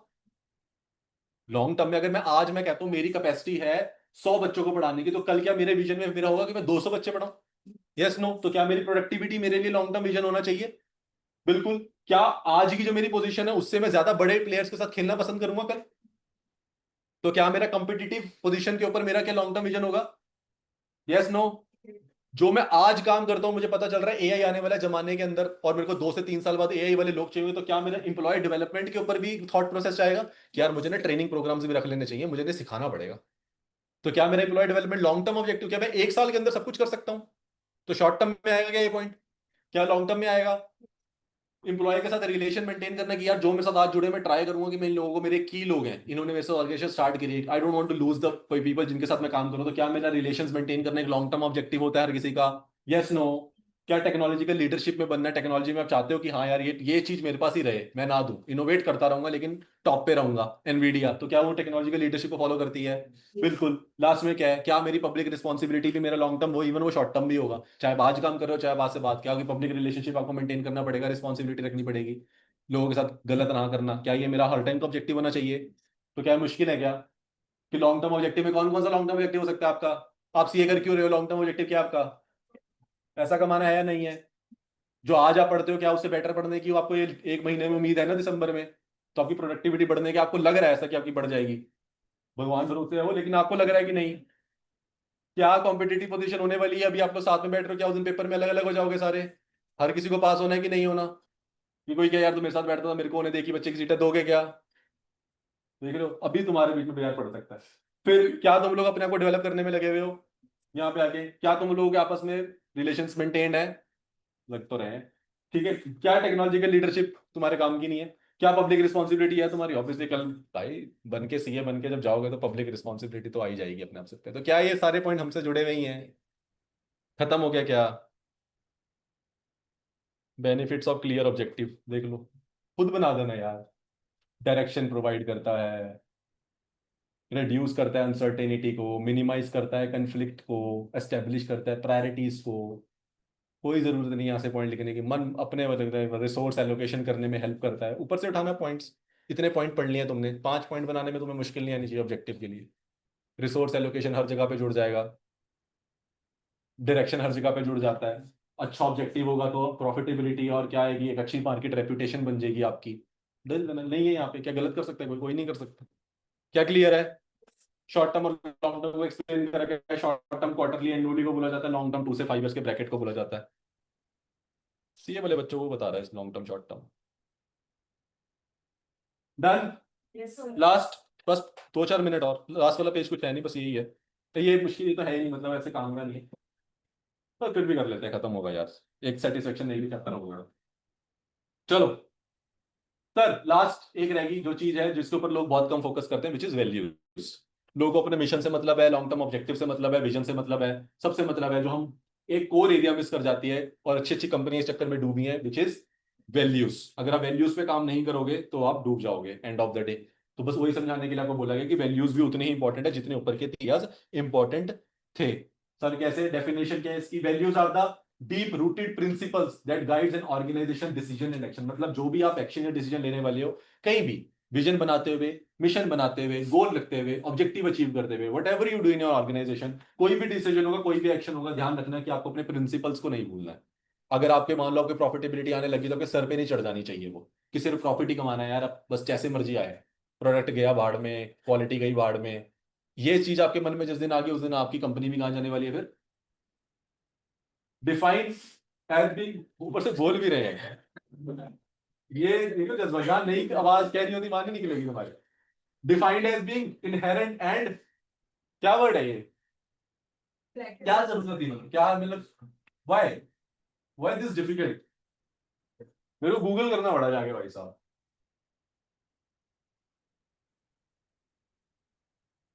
सैक्रोसैंक्ट, क्या कहना चाह रहे हैं? मतलब ये कहना यही चाह रहा है, पता है इसका मतलब क्या है ये? मतलब वो कह रहा है कि इतना इनहेरेंट होना चाहिए, वैल्यूज आपकी इतनी ज्यादा अंदर से आनी चाहिए कि नेवर कॉम्प्रोमाइज। कि मतलब आपको क्या होना चाहिए, आपके अंदर कॉम्प्रोमाइज नेचर एग्जिस्ट नहीं करनी चाहिए। मतलब एंड ऑफ द डे वो एक चीज पे लेके जाना चाह रहा है कि भाई आप बिजनेस जब चला रहे हो तो जस्ट बिकॉज ऑफ प्रॉफिटेबिलिटी और some short term gains, never compromise your principles. तो यही उसका कहने का मतलब है, शॉर्ट टर्म गेन के लिए कभी भी क्या मत करें, कॉम्प्रोमाइज मत करें। फिर reflect the values of the companies founders. हमेशा क्या करें, जो भी हमने स्टार्टिंग वाले लोगों ने अपनी जो वैल्यूज बना के दी थी, जैसे होता है ना इनहेरेंट आपका पास होता है आपका बिजनेस, दादाजी चला रहे थे, फिर दादाजी चला रहे थे, तो उनकी वैल्यूज थी, प्रिंसिपल्स थे। तो जब ऐसा कुछ होता है तो कंपनीज फाउंडर्स की जो भी हैं आप उसे क्या करो, मतलब लग रहा है कि ये सीए का टॉपिक है। चलो, स्टेक होल्डर अलाइनमेंट, फिर क्या सर ये? वो कह रहा है employees prefer to work with the employers whose values resonate with them. Obviously आपको अपने जैसे लोग ही मिलते हैं। सीए में सारे दिए वाले करने वाले उसी इंटेंट के बैठे होंगे, इंजीनियर बिठाओगे तो मजा नहीं आएगा उसको। तो वही वाली कहानी ये कहना चाह रहा है कि एम्प्लॉयज कहाँ प्रेफर करते हैं, जहां पे उनको अपने जैसा लगे। इसीलिए हॉरिजॉन्टल अप्रोच जो पाई थी ऊपर जो हमने पढ़ी थी, हॉरिजॉन्टल पैटर्न क्यों आया था? क्योंकि हॉरिजॉन्टली लोग क्या करते हैं, वो कहते हैं भाई सिमिलर सा प्लेटफॉर्म मिलेगा जहां एक दूसरे को इक्वल रिस्पेक्ट दी जाएगी, वही काम करना है, अपने को नहीं काम करना, तू मैं छोटा तू बड़ा वाली सिचुएशंस में। आजकल लोग उससे बाहर आ गए, वो बहुत बढ़ चुकी है इन लोगों की। तो employees prefer to work with employers whose value resonate with them. तो मतलब वो कहना चाह रहे हैं कि एम्प्लॉयर भी वैसा हो, हमारे जैसा हो, बढ़िया हो। फिर consumer prefer companies that reflect their own values and belief system. तो क्या जैसे टाटा जी थे जब तक, तो क्या उनकी वजह से लोग टाटा को ज्यादा मानते थे? एक अलग ही रिस्पेक्ट आती थी उस टाइम पे। आज वो नहीं है तो शायद है अभी भी, लेकिन हल्की सी ऐसा लगता है कनेक्ट कम हो गया, हुआ है या नहीं? फील है कि नहीं है वो? तो वही कहना चाह रहे हैं, कंज्यूमर हमेशा उनकी प्रेफरेंसेस उनसे जुड़ी है जिन लोगों को वो लगता है कि यार ये बंदा हमेशा अच्छे के लिए काम करता है। फिर क्या सर इंपॉर्टेंस क्या है? सर इंपॉर्टेंस है बिहेवियर गाइड करता है। मतलब value set the tone for how people think and behave, specially in dilemma. तो मतलब अगर बिजनेसेस किसी भी तरीके से होते हैं तो उनके वैल्यूज बता देते हैं। अगर बिजनेस कभी डगमगाएगा भी तो लोगों को कहेंगे कोई बात नहीं यार, टाटा है, कुछ नहीं होता इसका। बहुत डाउनफॉल्स टाटा ने भी देखे होंगे, आपको क्या लगता है नहीं देखे होंगे? बहुत देखे होंगे। बट लोगों का क्या बिलीव टूटा? कभी नहीं टूटा। थोड़ा बहुत डायलेमा आया लेकिन चलता गया। क्यों? क्योंकि उसने अपनी वैल्यूज इतने सेट कर रखी थी, टोन इतनी अच्छी तरीके से कि लोगों को लगा था संभाल लेगा। फिर they create a shared purpose to build a strong foundation. Obviously वो क्या करते हैं? शेयर्ड पर्पस होता है, क्योंकि अपनी जो वैल्यू सामने वालों को बताओगे, तो जब वो अपनी पर्पस क्या होगा, अपने जब आप क्रिएट करोगे, आप शेयर करोगे अपना पर्पस, लोगों को बताओगे कि हम क्यों काम कर रहे हैं और हमारी क्या विलिंगनेस है, हम अच्छा काम करना चाहते हैं, तो ऑब्वियसली वो आपके लिए क्या करता है? इंपॉर्टेंस का काम करता है। बिल्कुल सिंपल है। पेपर में क्वेश्चन एक्सपेक्ट मैं कर नहीं रहा हूँ, ना ही आता है, बट फिर भी। फिर उसके बाद लास्ट वाला क्या है? Implication. Values in action. Values have internal and external implications demonstrated through the tangible action. Example देखो, an organization ethical response during a crisis like COVID-19 pandemic showcases its underlying values. तो जब कोविड-19 था तो उन्होंने अपनी तरीके से पूरा सपोर्ट किया कि आप हमारे पास खाली जगह पड़ी है, हॉस्पिटल ले लो, हमारी जगह कोई प्रॉब्लम नहीं है, यहाँ बेड लगा लो। कितनी ऑर्गेनाइजेशंस ने दिए अपने एरिया, कितने एनजीओज ने दिए। तो वो क्या था? वो कहीं ना कहीं आपकी तरफ से आपको एक एथिकल रिस्पॉन्स था, आपकी वैल्यू बताता है वो। तो यही है। HDFC bank value in operational excellence, customer focus, example था ये, कोई फायदा नहीं है इसका। क्या वैल्यू क्लियर है? ज्यादा पढ़ने की जरूरत नहीं है, बस कुछ वर्ड याद रखने। डीप रूटेड रहता है, इनहेरेंट होता है, वैल्यू देता है बिजनेस को, अच्छा होता है करना, शॉर्ट टर्म गेन के लिए कभी भी मत छोड़ो। बस यही है। ये वाला पेज रीड करना है, कभी आया नहीं है, लग भी नहीं आएगा। क्या है कि नॉन प्रॉफिट ऑर्गेनाइजेशन और गवर्नमेंट एंटिटीज के लिए स्ट्रेटेजिक मैनेजमेंट क्या जरूरी है? स्ट्रेटेजिक मैनेजमेंट की इंपॉर्टेंस पड़ी थी पर उसको किससे रिलेट करना है? नॉन प्रॉफिट ऑर्गेनाइजेशन और गवर्नमेंट ऑर्गेनाइजेशन से। आप लोग खुद करेंगे, अगर आपको लगा मेरी जरूरत है तब बताएंगे। कुछ काम तुम्हारे को भी खुद भी होना चाहिए। प्राइमरी ऑब्जेक्टिव क्या होना चाहिए, मैकेनिज्म क्या होना चाहिए, स्टेक होल्डर को ध्यान में रखो, सिंपल पॉइंट है। रिसोर्स एलोकेशन, अकाउंटेबिलिटी, कुछ नया नहीं है, सिर्फ पढ़ना है। करेंगे रीड, मार्क करेंगे रीड, ऊपर लिखेंगे मेरे सामने, सारे रीड करेंगे इसको। सिर्फ एक रीड देनी है, 1.5 डे में नहीं पढ़ के जाना। Only good read. दे देंगे रीड। एक क्वेश्चन करना चाहेंगे? नहीं? कौन करे नहीं?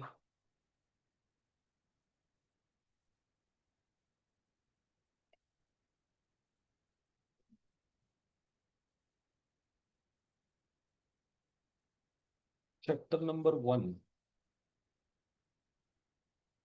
एक क्वेश्चन करेंगे बस वैल्यूज का, इसका, लास्ट वाले टॉपिक का।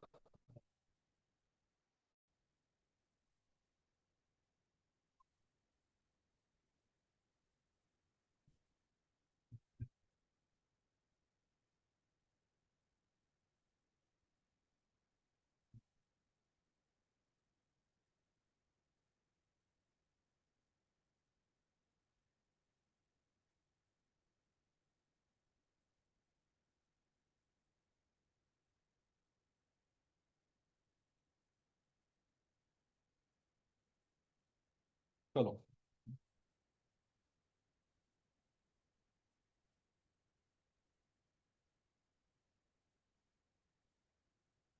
वैसे तुम्हें क्वेश्चन पढ़ने में 5 मिनट लग जाएंगे। चलो एक बार रीड करेंगे, कोई बात नहीं।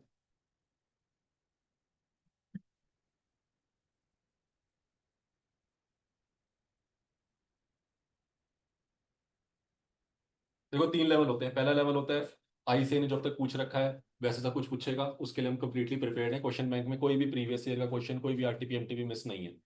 दूसरा होता है पूछ नहीं रखा लेकिन हमारे टॉपिक के अंदर उसके पॉइंट एग्जिस्ट करते हैं, जैसे कैरेक्टरिस्टिक्स ऑफ विशन बता दो, एसेंशियल्स बता दो। उसको मैंने ट्राई करा है हमेशा क्वेश्चन आंसर फॉर्मेट में ही रखा है बुक के अंदर, ताकि आपको वहां भी प्रॉब्लम ना आए। एक लेवल होता है और तीसरा लेवल, जो आईसीए ने अब तक अचीव नहीं करा, लेकिन जब वो करता है तो फिर ऐसे पेपर को डिफिकल्ट मान के लोगों को पीछे हटना पड़ता है कि भाई ये तो नहीं आता था। उसके लिए मेरे 5-6 क्वेश्चन हर चैप्टर के नीचे मिलेंगे, CESS क्वेश्चंस के नाम से। ये कहीं एग्जिस्ट नहीं करता, कहीं से कॉपी नहीं हो रखा है, किसी जगह से नहीं है। बहुत अलग अलग बुक्स बड़ी बड़ी जहाँ से नहीं ढूंढते हैं लोग, वहां से ढूंढे हुए हैं, उसके टॉपिक्स लाए गए हैं, उसको क्राफ्ट किया गया सीए फाउंडेशन इंटर को ध्यान में रखते हुए कि उस लेवल तक बनाओ। तो ये वो क्वेश्चन है। इसमें मैंने बहुत मेहनत करी, रात को 2-2 घंटे लग जाते हैं तुम्हारे क्वेश्चन बनाने में मुझे। तो ये वहां से बना हुआ है। अगर ये इससे ऊपर नहीं आ सकता, इससे तुम्हें एक चीज कॉन्फिडेंट रहेगी, इससे ज्यादा पेपर में नहीं पूछ सकता कोई तुमसे। ये लास्ट एज है, इसके ऊपर आईसीए नहीं सोच सकता for a CA inter. That's I am pretty sure about it. तो अगर ये कर लिया देन यू आर डन। फिर 50 में से 50 ही आएंगे। स्क्रीन शो नहीं हो सर, रहा है? Yes sir. Sorry sorry sorry, my bad.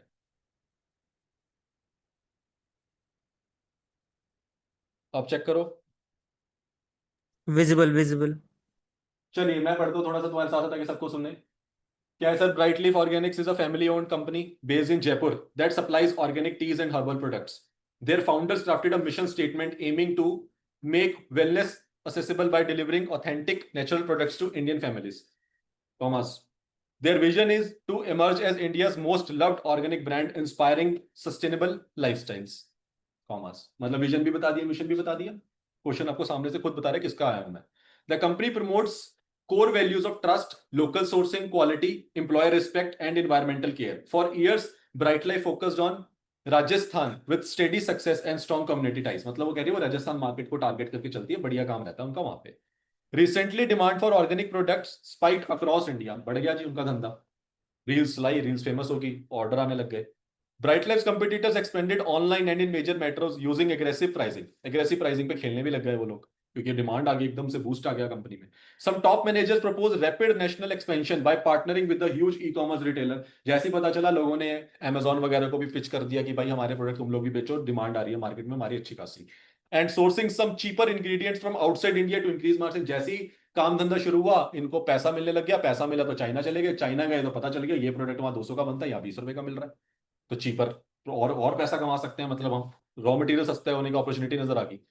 Other question that partnering with the mass players and compromising on local sourcing. जो अदर्स थे उन्होंने क्या करा, क्वेश्चन रेज करा कि भाई ध्यान से, जो तुम ये पार्टनरिंग कर रहे हो किसके साथ, मास प्लेयर्स के साथ, एंड कॉम्प्रोमाइज कर रहे हो लोकल सोर्सिंग पे, क्या कर सकता है कंफ्लिक्ट आपकी कोर वैल्यूज और विजन के साथ. क्योंकि आप जब बंदे चले थे, आपने का विजन आपका होगा कि भाई हमें बिल्कुल एक क्वालिटी का सामान देना है. तुम सोच लो जो तुम करने वाले हो उससे क्या क्या हो सकता है. पोटेंशियली डैमेजिंग, क्या डैमेज हो सकता है उससे, आपका trust build with the customers and farmers भी हो सकता है. अब क्या हुआ, the board now faces a crossroads. अब कुछ लोग हैं जो कह रहे हैं कोर वैल्यूज के साथ काम करो भाई, ये तो गड़बड़ कर रहे हो. कुछ कह रहे हैं भाई इस टाइम पे मार्केट मिली हुई है, लोग हमारे प्रोडक्ट को बहुत अच्छा से कर रहे हैं, यही टाइम है राइज करने का, बढ़ो बढ़ो, ज्यादा मत सोचो. दो तरह के लोग हैं, मतलब शेयर होल्डर मार्ट है, 20 लोग हैं, 10 इस तरफ 10 उस तरफ हो सकते हैं, अपनी अपनी इच्छाएं हो सकते हैं या नहीं हो सकते. बोर्ड मीटिंग इसलिए की जाती है. अब whether to pursue rapid expansion with the potentially higher profits और to double down on the core values. अब क्वेश्चन ये आता है कि अपने अभी भी ये सब होते हुए भी अपनी कोर वैल्यूज को ध्यान में रखें और जो कर रहे हैं वैसे ही करें, मार्केट को अवॉइड करें, ज्यादा लोगों को ना प्रोडक्ट पहुंचे कोई बात नहीं, या फिर डबल करते हैं प्रोडक्शन को. Even if it means slower organic growth, focus on the local and region. मतलब हमारा राजस्थान का थोड़ा ग्रोथ स्लो हो जाएगी क्योंकि हमारा बहुत बाहर ऑर्डर जाने लग जाएगा. They asked the strategy team to evaluate. उन्होंने स्ट्रेटजी टीम बुलाई, हम लोग उसका हिस्सा है स्ट्रेटजी टीम का. क्वेश्चन आया आपके सामने ये, how the companies mission, vision and values should shape strategic choices and priorities at the decision point. क्या हम लोग को क्वेश्चन देखते ही पता चल गया था किसका क्वेश्चन है? क्या हमें क्वेश्चन पढ़ते पता चला मैं क्या लिखना है?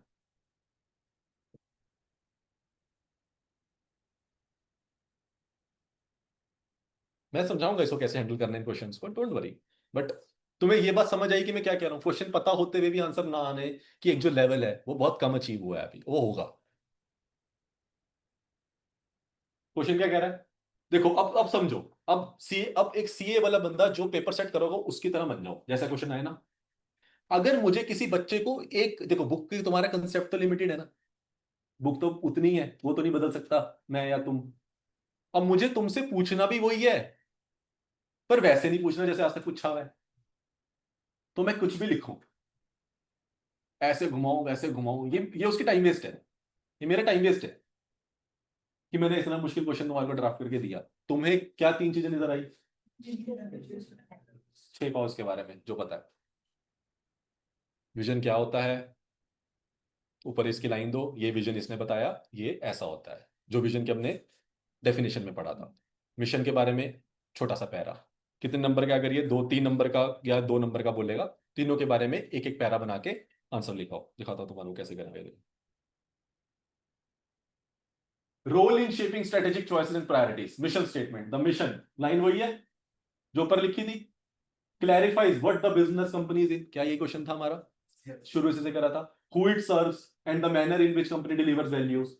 बिल्कुल ऐसा आंसर लिखने की कोई जरूरत नहीं है, बट क्या ये वही है जो हमने मिशन के स्टार्ट में पढ़ा? कौन से क्वेश्चन सर्व करता है, वो क्या बताता है मिशन? क्या इसमें कुछ नया करना था? क्वेश्चन पढ़ के तुम लोग डर के बैठ गए कि यार पता नहीं क्या लिखना है. मैं जब तुम्हें क्या बताया, जितना है अवेलेबल मैंने सब अपने नोट्स में है, उसके अलावा एक चीज बाहर से नहीं आ सकती. इसके ऊपर इस क्वेश्चन को पढ़ के तुम्हें ऐसा कहीं से लगा एसेंशियल और विजन पूछे उसने? नहीं लगा. रोल कह रहा है क्या होता है विजन मिशन और उसका स्ट्रेटेजिक चॉइस को करने में, तो मतलब जानना चाह रहा है विजन मिशन और वैल्यूज क्या करती हैं, तो ये करती हैं। विजन बताता है कि कंपनी कहाँ पे क्या सर्व करती है, कोई एक्सपेंशन करने वाली है, ऑथेंटिसिटी क्या है ये बता देता है। चलो जी, उसके बाद विजन स्टेटमेंट देखो क्या कह रहा है, emerge as the orients long term strategic direction provide करती है, वही आपने लिखना है, स्ट्रेटेजिक पाथ बना के देती है, डायरेक्शन प्रोवाइड करती है। क्या विजन में यही पढ़ा था अभी ऊपर, ठीक है ना, कि rather than short term gains long term gains पे फोकस करना होता है। फिर आ गया क्या, कोर वैल्यूज, कि कंपनी का कोर वैल्यूज डिफाइन करती है कि आपको क्या करना है, ट्रस्ट बना के रखना है, क्वालिटी देनी है, इंप्लॉय की रिस्पेक्ट करनी है। कि यही पढ़ के आ रहे हैं अभी हम, मिल गए 2 नंबर, वैसे गवा दिए तो तुम लोगों ने, यस और नो। दूसरा क्वेश्चन क्या कह रहा है, What risks might arise if strategic decisions prioritize immediate market share over alignment with the foundation values?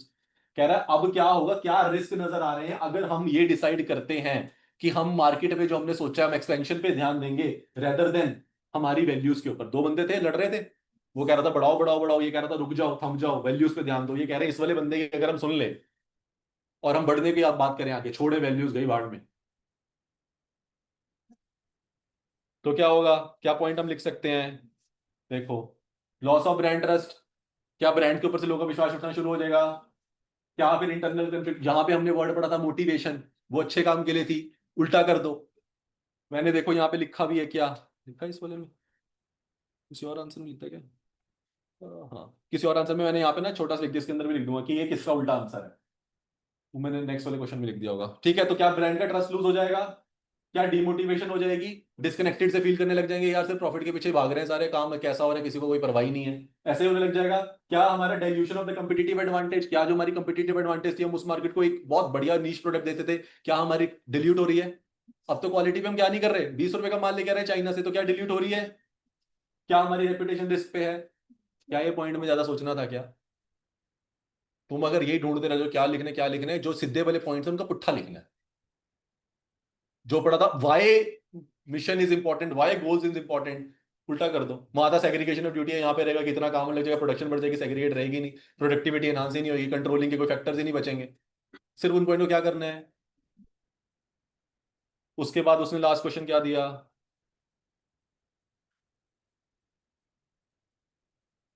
कह रहा है प्रपोज कर दे एक बैलेंस्ड अप्रोच, कि क्या बैलेंस बना के चल सकते हैं, मतलब इनकी भी सुन ले ये भी 10 है, उनकी भी सुन ले वो भी 10 है, to scale while still honouring the mission vision and value, कि हमारा मिशन विशन वैल्यू भी बची रहे और हमारा प्रॉफिट भी बढ़ता रहे। तो हमने कहा बिल्कुल हो सकता है, अब ग्रेजुअली बढ़ाओ, एकदम से धंधे को बिल्कुल चौपट मत करो, राजस्थान को फोकस में रखो, 70% कर दो, 30% बाहर की मार्केट ले लो। अभी सारा संसार लेने की जरूरत थोड़ी है, मतलब मेंटेन लोकल सोर्सिंग स्टैंडर्ड्स, की लोकल सोर्सिंग के स्टैंडर्ड्स को मेंटेन करके चलो, चाइना से माल उठाने मत जाओ, स्लोअर रोल आउट करो, धीरे धीरे करो, नॉन कोर रीजन में धीरे धीरे जाओ, फिर ट्रांसपेरेंट कम्युनिकेट करो कि भाई हमारे पास एकदम से माल बढ़ गया है, तो हो सकता है हमारा ऑर्डर में थोड़ा डिले रहे, हो सकता है हम जल्दी ना पहुंच पाए, हो सकता है हमारे ऑर्डर्स में क्या हो सकती है थोड़ी बहुत अगर कोई क्वालिटी में आती है तो हम लोग बैठे हैं उसे क्या करने के लिए, रिटर्न करने के लिए। मतलब आप सामने से क्या करो, ट्रांसपेरेंट कम्युनिकेट करो। फिर उसके बाद सारा काम आप खुद नहीं कर सकते, अब तो आपको क्या ढूंढना पड़ेगा, टेक्नोलॉजी को लेवरेज करना पड़ेगा, आपको आउटसोर्सिंग में चले जाओ, एटलीस्ट आप पैसे थोड़ा दे के आप अपना धंधा बढ़ा लो कि भाई ये काम तुम्हें करना है, क्वालिटी मेंटेन रखनी है, और लास्ट में कॉन्टिन्यूस रिव्यू और आपको मॉनिटरिंग करके क्या करनी पड़ेगी,